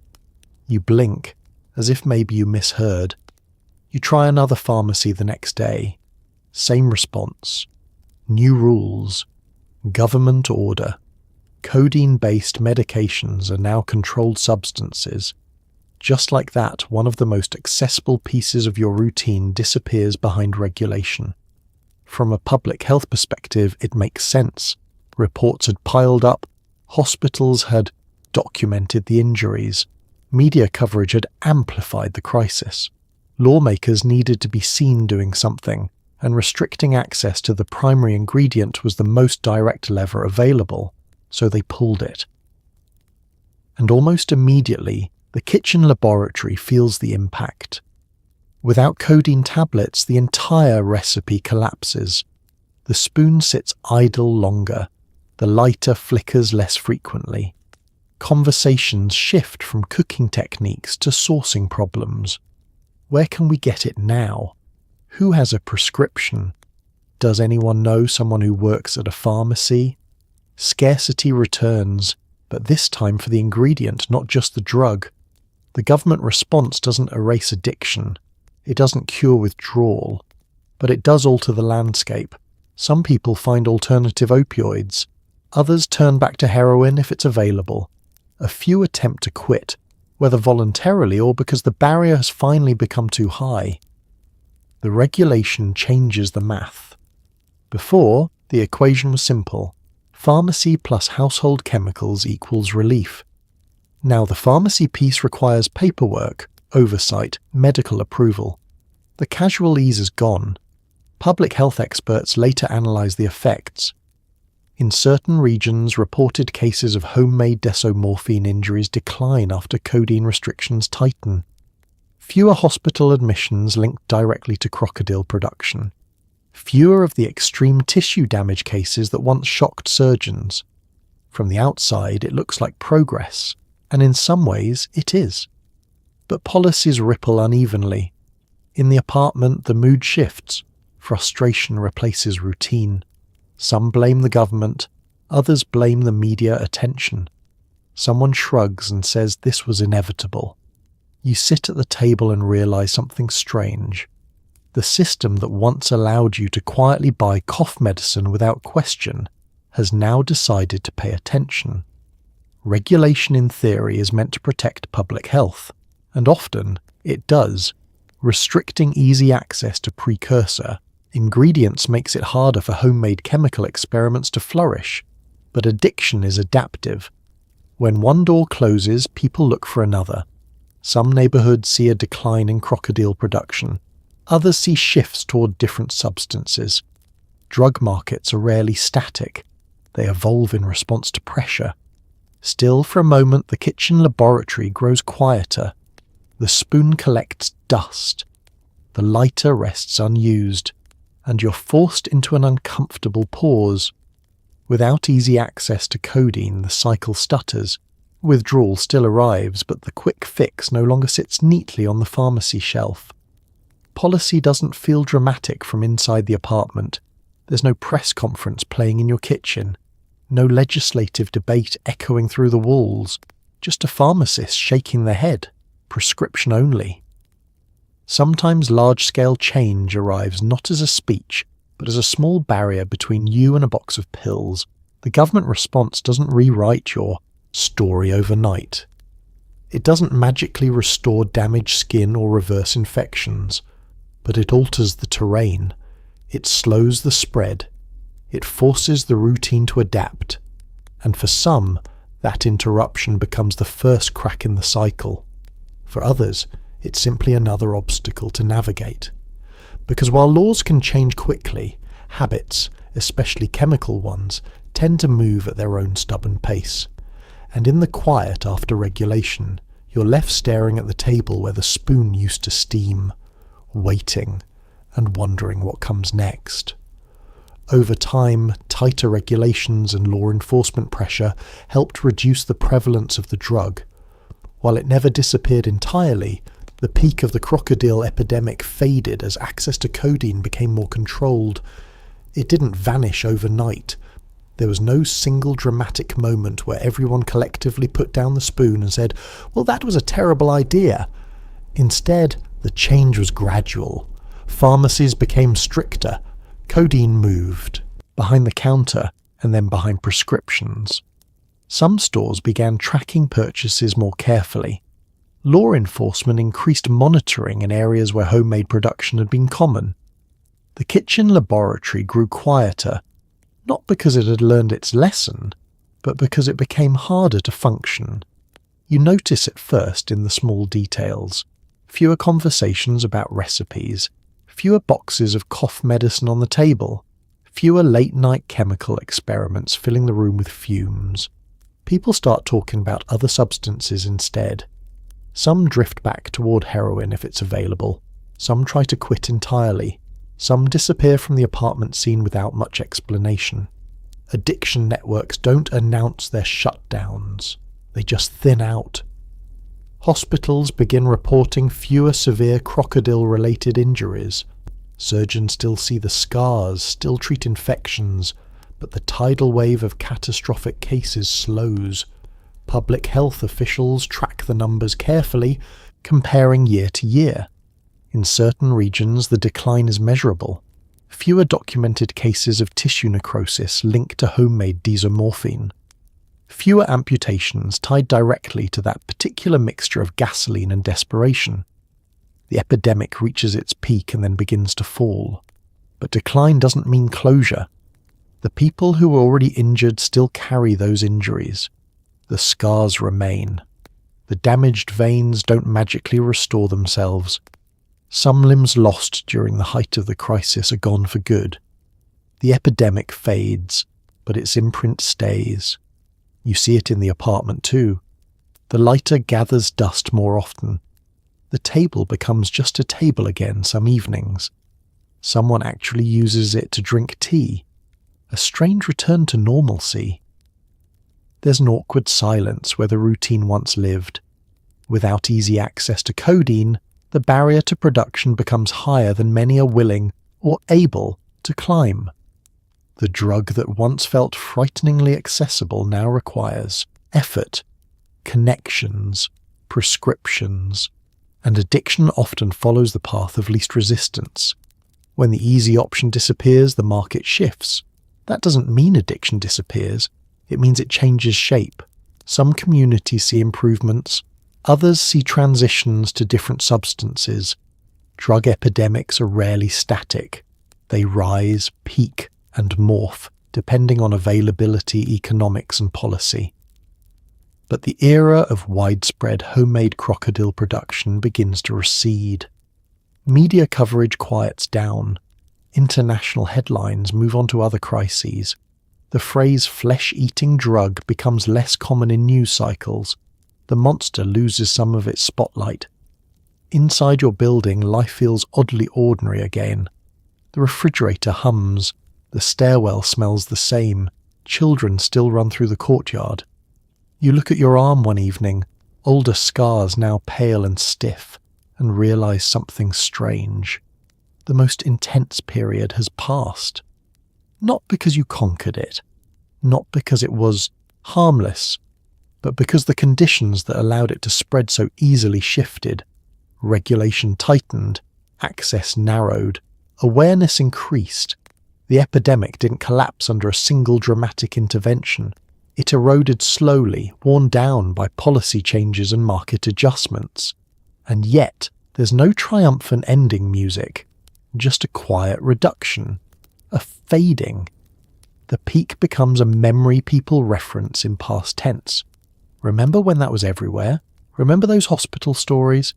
The decline doesn't rewrite the damage already done, but it does change the daily rhythm.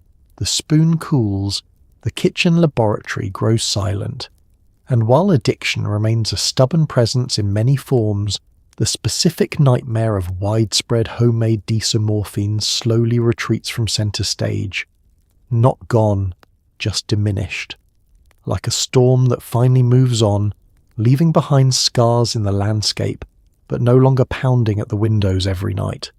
Some of the most shocking images associated with the drug led to debates about how widespread the phenomenon truly was. While cases were real and devastating, media coverage sometimes amplified the most extreme examples. From the outside, it began to look like an apocalypse. International headlines described entire cities overrun. Comment sections filled with dramatic language. Photos, some verified, some recycled, some stripped of context, circulated with captions that made it sound as though half the country was dissolving in real time. But epidemics are rarely that simple. Yes, the injuries were real. Doctors documented them. Surgeons treated them. People lost tissue, limbs, and sometimes their lives.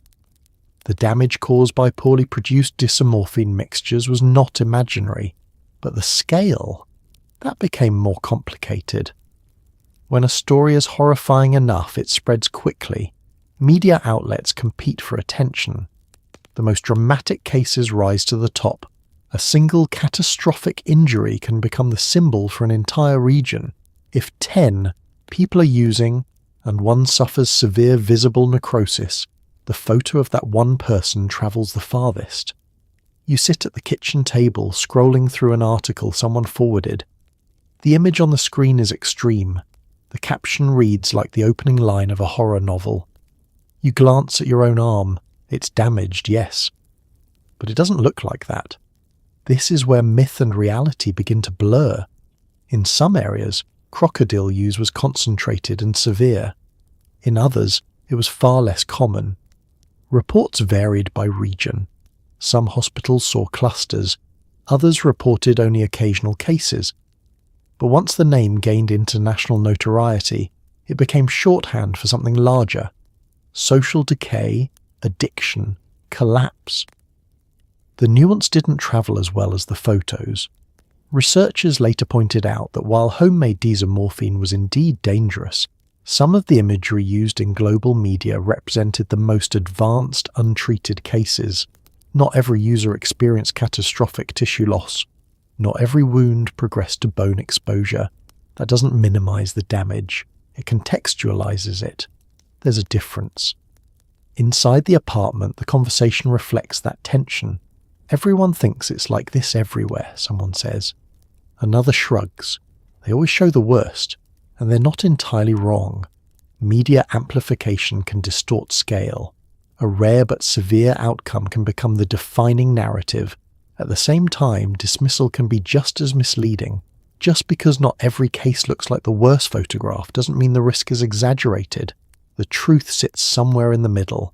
The injuries are real. The danger is real. But the story is more complex than a single terrifying headline. You think about how epidemics are remembered. Sometimes they become myths, symbols of a time and place. The details fade, the reputation remains. People recall the name Krokodil and picture something monstrous, almost cinematic. But in reality, it was often quieter than that. Dim kitchens, improvised chemistry, short highs, gradual damage, routine. The myth paints it as an overnight catastrophe. The reality shows a slow-building problem shaped by economics, policy gaps, and addiction cycles. You look again at the image on the phone. It's horrifying, but it's also a snapshot. A single moment pulled from a larger context. The apartment around you doesn't look like a horror film set. It looks like worn furniture and tired faces. It smells like cigarettes and leftover tea. That's the uncomfortable truth. Epidemics rarely arrive as monsters with sharp teeth and dramatic music. They arrive as routines. They spread quietly. They escalate in pockets. And by the time the most extreme images surface, the cycle has already been running for a while. Myth simplifies. Reality complicates. The name Krokodil will always carry weight. It will always evoke images of severe damage. But behind the myth sits a more layered story, one of access, desperation, adaptation, and policy response. And in that layered story, the horror isn't just in the photographs, it's in how ordinary the beginning looked. Behind every headline and photograph was a person, a life shaped by circumstance, addiction, and difficult choices. Many users were young, often dealing with poverty or trauma long before the drug entered the picture. It's easy to forget that when you're looking at a news article, a headline reduces everything to a word. A photograph reduces everything to an injury. But sit in the apartment long enough, and you begin to see the details that never make it into print. You see the mechanic who lost his job when the factory closed and never quite found steady work again. He used to wake up at 6 a.m. every day for 15 years. Now his mornings start closer to noon, unless withdrawal decides otherwise. You see the former student who once talked about studying engineering. Tuition became unaffordable. Work became unstable. Somewhere along the way, plans turned into survival. You see the quiet one in the corner who doesn't talk much about childhood, but flinches at loud noises and keeps their back to the wall. None of them woke up at age 12 and thought, "One day I'd love to experiment with improvised pharmaceuticals made from cough syrup and gasoline." Life rarely unfolds that directly. Trauma doesn't always announce itself loudly either. Sometimes it's obvious: abuse, violence, loss. Other times it's quieter: chronic stress, generational poverty, years of instability that slowly wear down optimism like water against stone. Addiction doesn't create all of that. It often arrives afterward. You look around a room and realize something uncomfortable. Most of the people here once had very ordinary dreams: a steady job, a family, maybe a car that actually starts in winter. Those dreams didn't disappear in a dramatic explosion. They eroded, slowly, under economic pressure, under stress, under disappointment. And when something appears that offers even a temporary sense of relief, warmth, quiet, escape, it can feel like a lifeline rather than a trap. That doesn't make the choices harmless. It makes them human. You think about your own path here. It didn't start with Krokodil. It started with stress, maybe boredom, maybe curiosity, maybe a first experience with another opioid that felt manageable at the time. Addiction rarely introduces itself as a villain. It often begins as a solution, a way to take the edge off, a way to sleep, a way to stop thinking for a while. Over time, the solution becomes the problem, but by then, your brain has rewired its expectations. In the apartment, laughter still happens sometimes. Someone tells a story from childhood. Someone hums along to a song playing faintly from the television. These are not cartoon villains or cautionary tale caricatures. They're people. Tired people. Stressed people. People who made decisions inside circumstances that were already difficult. The headlines won't mention that the mechanic once fixed bicycles for neighbourhood kids. They won't describe how the former student still keeps old notebooks filled with equations. They won't show the moments of kindness, someone sharing food, someone walking a friend home to make sure they don't collapse in the stairwell. The human parts are quieter, harder to photograph. But they're there. You realise that if circumstances had shifted slightly, if jobs had been steadier, if healthcare had been more accessible, if treatment options had been closer, some of these stories might have unfolded differently. Addiction is deeply personal, but it's also shaped by environment. Behind the terrifying nickname, behind the medical case reports, behind the policy debates, there are individual lives that were already navigating complicated terrain. The drug didn't invent their struggles. It inserted itself into them.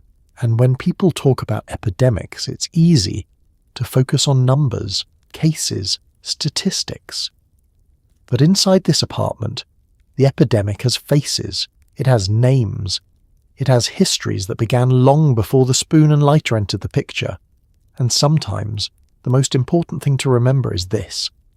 No one is born wanting to become a headline. They're born wanting something much simpler. Stability, relief, a chance. And sometimes, in the absence of better options, they reach for the wrong kind of relief. Addiction changes the way the brain evaluates risk and reward. What looks unthinkable from the outside can feel unavoidable from the inside. Understanding that doesn't excuse the damage, but it explains why people fall into the cycle. From the outside, the logic seems simple. You see the injuries, you hear the hospital warnings, you read the headlines, just stop. But inside your own head, the equation feels very different. Let's slow this down. Your brain is built around survival. Deep inside it, there's a reward system designed to encourage behaviours that keep you alive, eating, bonding, resting. When something pleasurable happens, certain chemicals reinforce it. Remember this. Do that again. Opioids tap directly into that system. When you inject, your brain releases a flood of signals that say, this is relief, this is safety, this is good. At first it's powerful, the warmth, the quiet, the absence of pain. But the brain adapts quickly. It reduces its own natural production of feel-good chemicals. It recalibrates. What once felt extraordinary becomes baseline. And without the drug, everything feels worse than it used to. This is where the grip tightens. Now it's not just about pleasure, it's about normalcy. Without the drug, your stress response spikes, anxiety intensifies, physical discomfort magnifies. The absence of the substance feels like a threat. From the outside, someone might see a syringe and think, danger. From the inside, your brain sees it and thinks, solution. That shift is subtle but profound. You notice it in the way your thoughts organize themselves. You wake up and before you've even stretched, your mind is calculating. Do we have enough? Who can get more? How long until the next dose? It's not dramatic, it's methodical. Your brain has reprioritized. Risk moves down the list. Immediate relief moves to the top. Even visible damage, your arm, the wounds, the scars, gets categorized as secondary. Concerning, yes, but not urgent. Not compared to the ache building in your muscles when the high fades. This is why the cycle feels so difficult to break. You can intellectually understand the danger. You can articulate the consequences. You can sit in a hospital room and nod while a doctor explains necrosis, and still find yourself back at the kitchen table days later, because addiction doesn't erase intelligence, it rearranges urgency. You also notice how your emotional world narrows. Interests shrink. Plans feel abstract. The future becomes blurry and distant, like something happening to someone else. The present, however, is sharp. Withdrawal now, relief now, decision now. Addiction compresses time. Long-term consequences lose emotional weight. The brain discounts them heavily. It tells you that you'll handle tomorrow when it arrives. This isn't weakness. It's neurobiology interacting with environment. Stress, poverty, trauma. These amplify the reward system's sensitivity. If your baseline life already feels unstable, the relief offered by opioids can feel disproportionately powerful. You look around the apartment and realize everyone here is fighting the same internal battle. Different histories, different reasons, same grip. Someone once described addiction as hijacking the brain's steering wheel. You're still in the car, but the direction keeps pulling toward the same exit. And the scariest part isn't that you don't see the cliff ahead, it's that the path toward it feels smoother than the path away. Understanding this doesn't undo the harm. It doesn't reverse infections or restore lost tissue. It doesn't excuse the ripple effects on families, neighbours and communities. But it does explain why stopping isn't as simple as outsiders imagine. Addiction isn't a single bad choice repeated casually. It's a system of reinforced behaviour, biochemical changes, and environmental stresses feeding each other in a loop. And in that loop, the syringe stops looking like a reckless gamble. It starts looking like relief, which is exactly why the grip feels so tight, and why breaking it requires more than just telling someone to let go. The Krokodil crisis became a case study in how dangerous substances can emerge when addiction intersects with accessibility and economic hardship. Step back from the apartment for a moment. Step back from the spoon, the lighter, the pharmacy counter. Zoom out. What happened here wasn't magic. It wasn't a mythical creature crawling out of nowhere. It was a pattern, one that public health experts have seen before in different places, with different substances. When three forces meet, something tends to grow. First, addiction. Second, easy access to a precursor. Third, economic strain that limits safer alternatives. In your case, opioids were already present. Heroin use existed long before anyone scraped match heads into a spoon. The demand was there. Then there was access. Codeine-based medications were widely available over the counter for years. No prescriptions, no detailed tracking, illegal products sitting quietly on pharmacy shelves. Finally, there was hardship, unemployment, underfunded healthcare systems, limited addiction treatment programs, communities still navigating economic aftershocks. Put those together, and the result wasn't random, it was predictable. The crisis became a lesson in how quickly improvised chemistry can fill a gap when supply chains shift. When heroin became expensive or scarce in certain regions, people didn't suddenly stop being dependent. They looked for substitutes, and the substitute was sitting in a pharmacy box. Another lesson: regulation matters. When authorities restricted over-the-counter codeine sales, access to the key ingredient narrowed. Production became more difficult. In many areas, reported Krokodil injuries declined. Policy didn't cure addiction, but it changed the landscape enough to blunt the worst of the epidemic. There's also a quieter lesson. Information spreads fast. The recipe for homemade desomorphine moved through social networks quickly, apartment to apartment, neighborhood to neighborhood. Word of mouth can be more efficient than any official campaign. That means prevention must move just as quickly. Public health responses can't wait until hospitals are overwhelmed. By the time surgeons are seeing exposed bone, this cycle has already been running for months. Another hard truth: stigma doesn't solve epidemics. When people are dehumanized in headlines, reduced to cautionary tales or horror images, it becomes harder for them to seek help. Fear may deter some, but it can also drive others deeper into hiding. The crisis showed how complex these situations are. You can't isolate a drug from its environment. You can't discuss tissue damage without discussing poverty. You can't talk about regulation without talking about access to treatment. From inside the apartment, it all felt personal. From outside, it became structural. The spoon on the table was connected to economic policy. The pharmacy visit was connected to healthcare regulation. The hospital admission was connected to social infrastructure. It's uncomfortable to admit how interconnected it all is. You think about how many steps it took for Krokodil to spread, economic collapse, accessible precursor medications, existing opioid dependence, limited treatment options, social networks sharing methods, media amplification, policy intervention. It's like watching dominoes fall in slow motion. And here's the most important lesson of all. When conditions improve, some crises fade. When codeine access tightened, production declined. When awareness increased, risk perception shifted.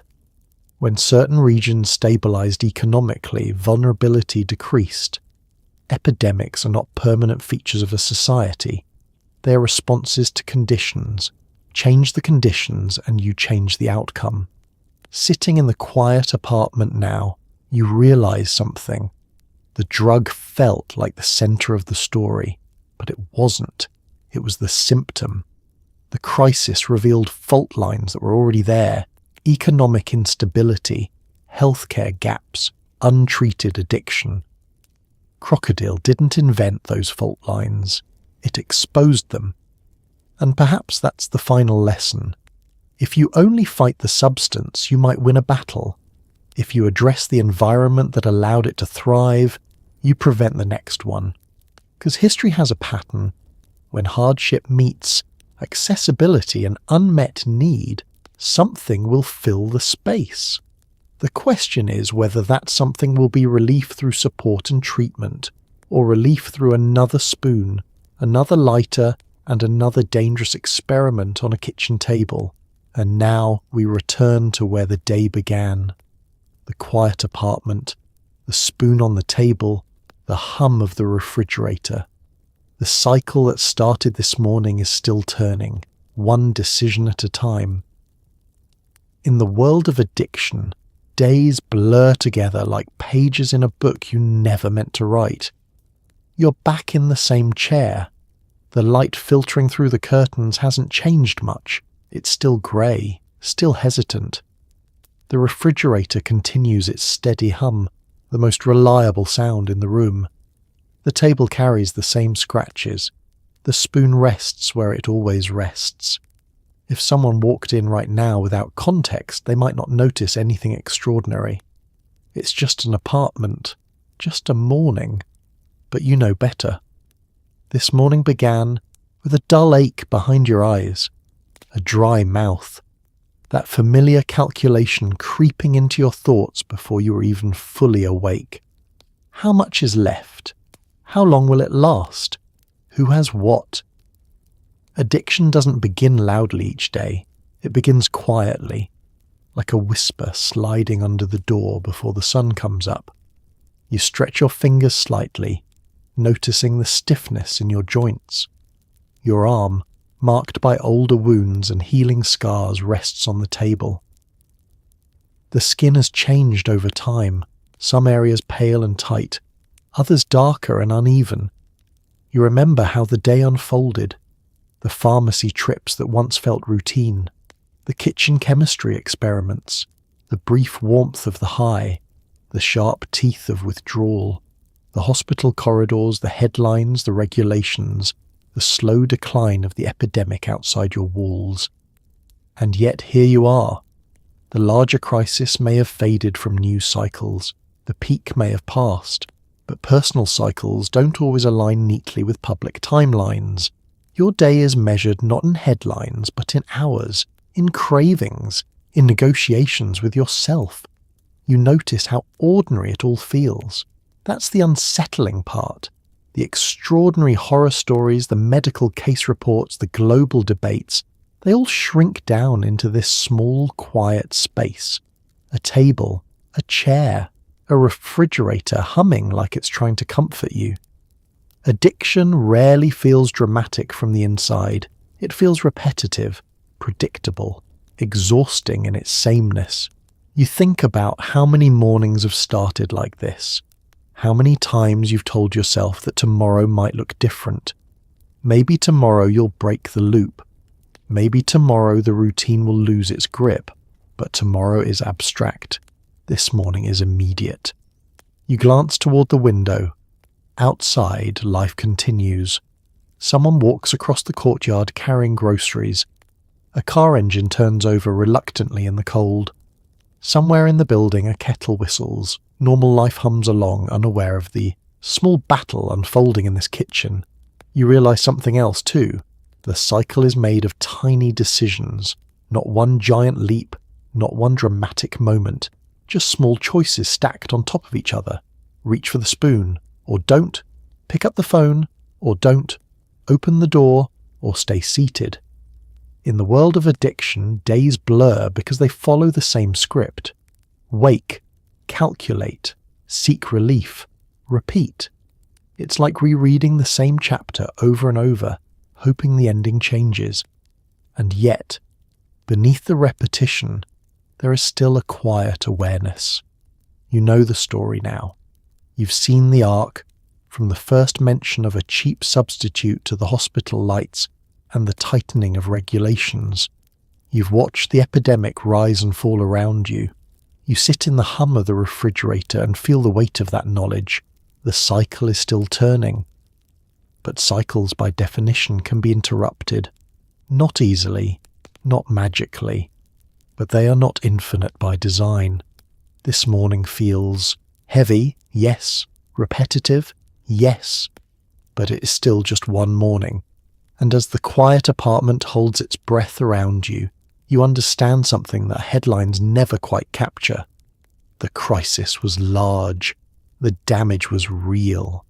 But the story in the end always returns to a single room, a single table, a single person sitting there deciding what the next page will look like. At some point during the day, you leave the apartment building. Not because you want fresh air, though technically it exists somewhere beyond the grey sky, but because supplies are running low. The stairwell smells like damp concrete and cigarettes that have been burning continuously since 1987. Down here, entire micro-economies quietly operate. Someone knows where to get pills. Someone else knows who has iodine. Another guy claims he can get gasoline without asking awkward questions. Conversations happen in murmurs, transactions in small plastic bags and crumpled rubles. Nobody writes anything down. Nobody says too much. In places like this, the economy doesn't run on trust, it runs on necessity. You pull your jacket tighter as you step into the stairwell. The light above flickers faintly, buzzing like it's considering retirement. The concrete walls are scuffed with decades of footsteps, handprints, and the occasional piece of graffiti that never quite made it into art. Every building has a rhythm. This one hums with quiet exchange. On the second floor landing, two men stand close together, talking softly. Not suspiciously, just quietly. One of them nods once. A small object changes hands. The movement is so subtle it could be mistaken for a handshake. You don't stare. Nobody stares. In spaces like this, eye contact is rationed carefully. You descend another flight. The smell shifts slightly, dampness layered with tobacco and something metallic. A woman you recognize from the courtyard leans against the railing, speaking into her phone in a low voice. No, not that much. Said 3 boxes. 3. Her tone isn't dramatic, it's logistical. The stairwell has become an information hub. You pause near the mailboxes, pretending to check for letters that haven't arrived in years. Really, you're listening? Pharmacy on the corner, tightened up, someone says. Try the 1-2 streets over, another replies. Older pharmacist. Doesn't ask as many questions. It's not a criminal mastermind convention. It's more like a neighbourhood bulletin board, except instead of garage sales and lost cats, the topics are pills, supplies, and timing. You spot the guy who knows someone. He always knows someone. He nods at you. Still looking? He asks quietly. You shrug, which in this language means yes. He leans closer, lowering his voice not because the walls have ears, but because this is how things are done. Might be able to get a few boxes. Not cheap. Nothing is cheap anymore. Even desperation has inflation. You reach into your pocket and feel the crumpled rubles. Soft. Overused. Pass through too many hands. Money here doesn't circulate through bank accounts or digital transfers. It moves in small folds tucked discreetly into palms. No receipts, no invoices, just exchange. Someone else joins the conversation briefly, mentions iodine. Another talks about fuel siphoned discreetly from a vehicle parked behind the building. It sounds absurd when listed out loud. Cough medicine, match heads, gasoline. But down here, it's just logistics. The stairwell economy runs on immediacy. If someone has what you need, you trade. If they don't, they know someone who might. It's less about loyalty and more about proximity. Who's available? Who's stocked? Who's desperate enough to sell? Trust exists, but it's thin. It's built on repetition rather than promises. You show up when you say you will. You pay when you say you will. You don't ask unnecessary questions. Necessity enforces its own code. Outside the building, the grey sky hangs low. You step briefly into the courtyard. The air is cold, sharp against your lungs. Somewhere a car door slams. A dog barks. Ordinary life continues. Inside, though, the microeconomy hums. You realise how self-contained it all is. An ecosystem built within concrete walls. Needs arise, supplies move, information flows, no paperwork, no oversight, just quiet adaptation. In places where formal systems feel distant or unreliable, informal systems grow quickly. You tuck the small package you've obtained into your jacket pocket. It feels lighter than it should. Or heavier. It's hard to tell anymore. As you climb back up the stairs, each step echoes softly. The man on the second-floor landing is gone now. The woman has ended her call. The stairwell returns to stillness. But the economy hasn't stopped. It never really does. Because in buildings like this, where official markets close doors and regulations tighten, necessity finds its own route. And as you push open your apartment door and step back into the hum of the refrigerator, you understand something simple. The cycle upstairs depends on the quiet machinery downstairs, and down here, business is always open. One of the strange psychological tricks addiction plays on you is the belief that you're still in control. You might tell yourself things like, "I'll quit next week," or maybe, "I just need to get through this winter." People around you say the same things, usually while stirring chemicals in a spoon over a cheap lighter. Everyone agrees that this isn't permanent. Everyone agrees that they're smarter than the drug. And for a moment it almost feels convincing. After all, you're still functioning, still walking, still making decisions. Of course, the drug has already started rewriting those decisions for you. You notice how reasonable it all sounds. That's the unsettling part.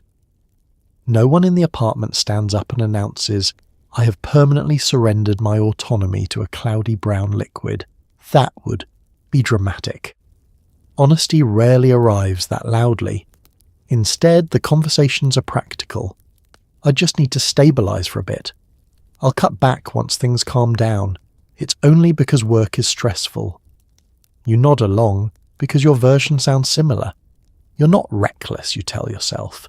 You're strategic. This is temporary, a bridge between difficult chapters, a coping tool, a seasonal adjustment. Winter is long. Money is tight. Emotions are complicated.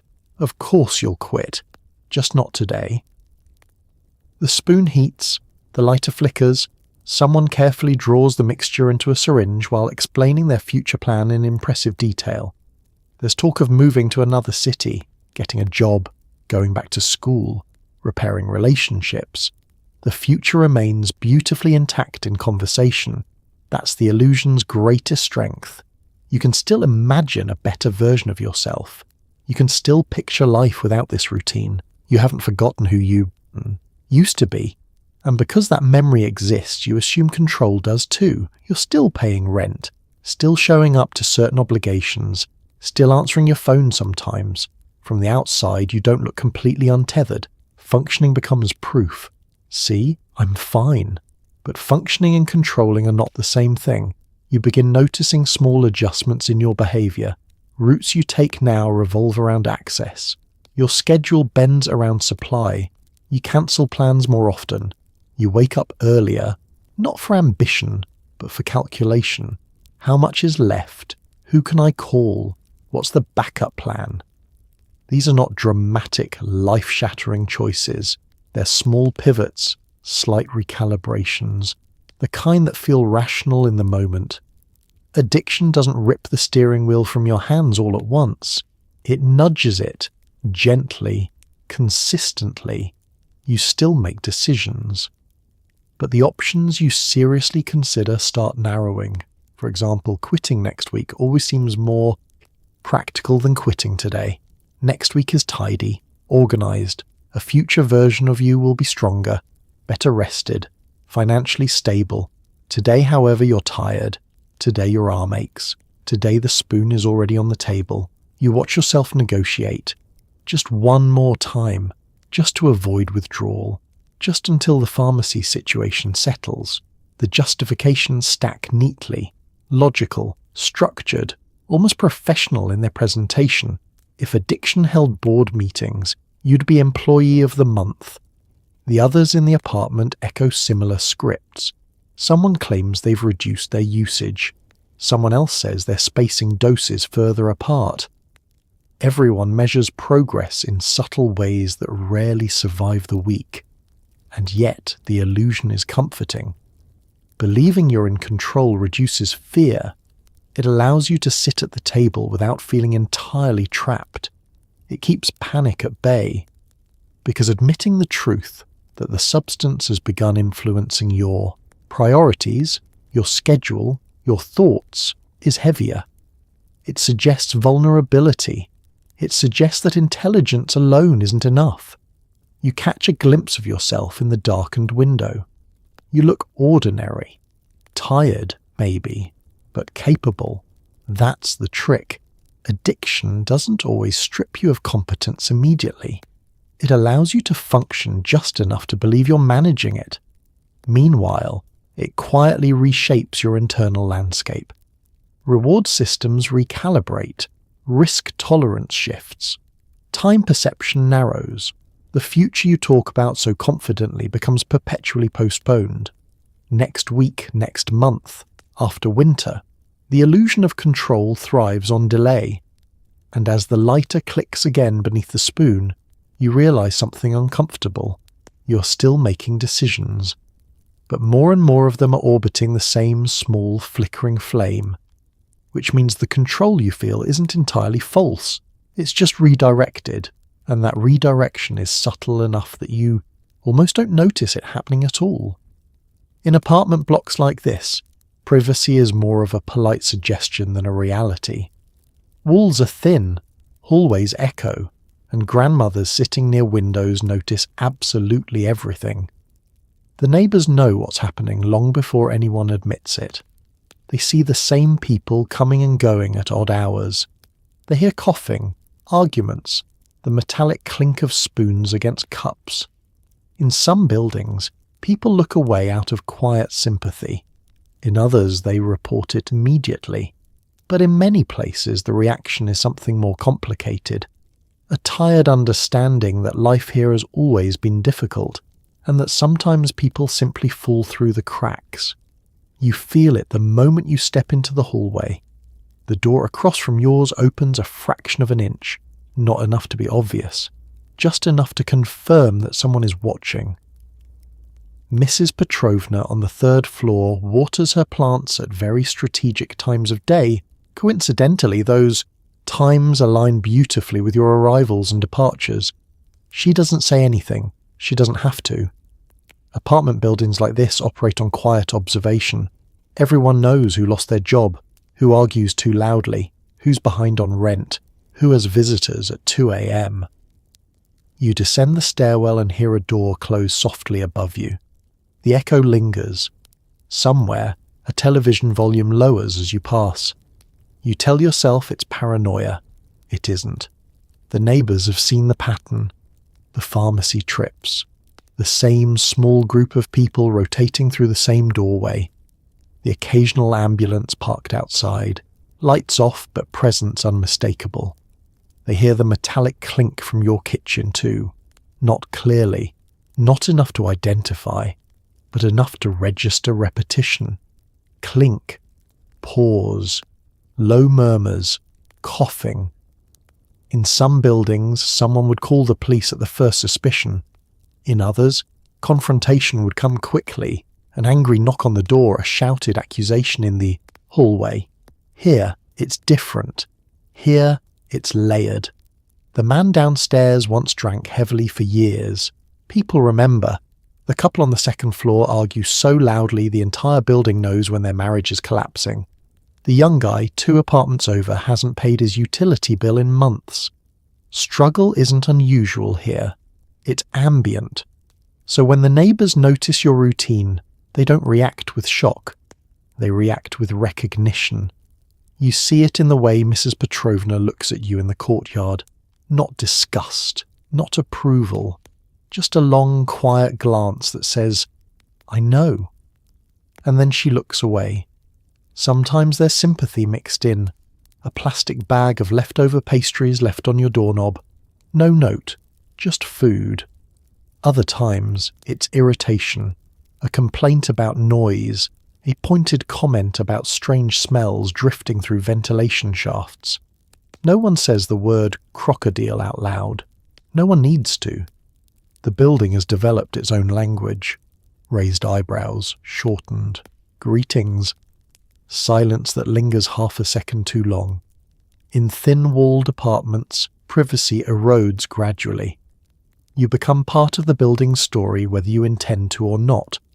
The children who play in the courtyard know which door to avoid knocking on. The older men on the bench track patterns like seasoned analysts. He's going out again, at this hour. They shake their heads, not dramatically, just tiredly. There's something heavy about that reaction. Not outrage, not crusading energy, just exhaustion. Because in neighbourhoods like this, difficulty isn't new. Economic hardship has been woven into the walls for decades. People have watched others struggle before. Alcohol, debt, illness, unemployment. Addiction becomes another chapter in a long book of challenges. You feel the weight of being known. Not famous, not infamous, just observed. And there's a strange duality in it. On one hand, you resent it. The lack of anonymity. The sense that every stair creak announces your business. On the other hand, it's grounding. The building is still alive around you. People are paying attention. Even if they don't intervene, they are witnesses. And witnesses change the atmosphere. They remind you that this isn't happening in a vacuum. Your cycle touches shared walls, shared air, shared space. When you unlock your door and step back into the apartment, the refrigerator hum greets you again. But outside that door, the building continues watching. Not cruelly, not heroically, just quietly. And in that quiet awareness, you understand something subtle. The neighbourhood may not stop you. It may not save you, but it knows. And sometimes being known carries its own weight, one that sits with you long after the spoon cools and the hallway goes silent again. And now the day is finally coming to an end. The apartment has gone quiet again. The spoon on the table sits cold. The lighter has run out of fuel. Outside, the grey evening air settles over rows of Soviet apartment blocks that all look exactly the same, as if someone copy-pasted an entire city during a very tired afternoon in 1973. You've made it through the day, not comfortably, not heroically, but the same way millions of people throughout history have made it through difficult days, one stubborn hour at a time. The story of Krokodil isn't just about a horrifying drug or a tragic epidemic. It's also a reminder of how complicated human lives can be. Behind every shocking headline or frightening photograph, there were real people. People who grew up somewhere, had family somewhere, and once imagined futures very different from the ones they ended up living. History, even recent history, is full of these strange and painful chapters, but it's also full of resilience. Because even in places where life becomes incredibly difficult, people still wake up the next morning. They still try again. They still look for something better. And tonight, as you lie there in a warm bed with clean water in the pipes, safe medicine in the cabinets, and walls that don't smell like gasoline and iodine, you might take a quiet moment to appreciate just how extraordinary those simple comforts really are. The soft pillow under your head, the steady hum of a fan, the knowledge that tomorrow will probably be ordinary in the best possible way, because history can be dark, strange, and sometimes deeply unsettling. But it also shows us something comforting. Humans survive incredible things, and thankfully tonight all you have to survive is falling asleep. So close your eyes, relax, and drift off, knowing that your day was a lot easier than the one we just travelled through. Sleep well.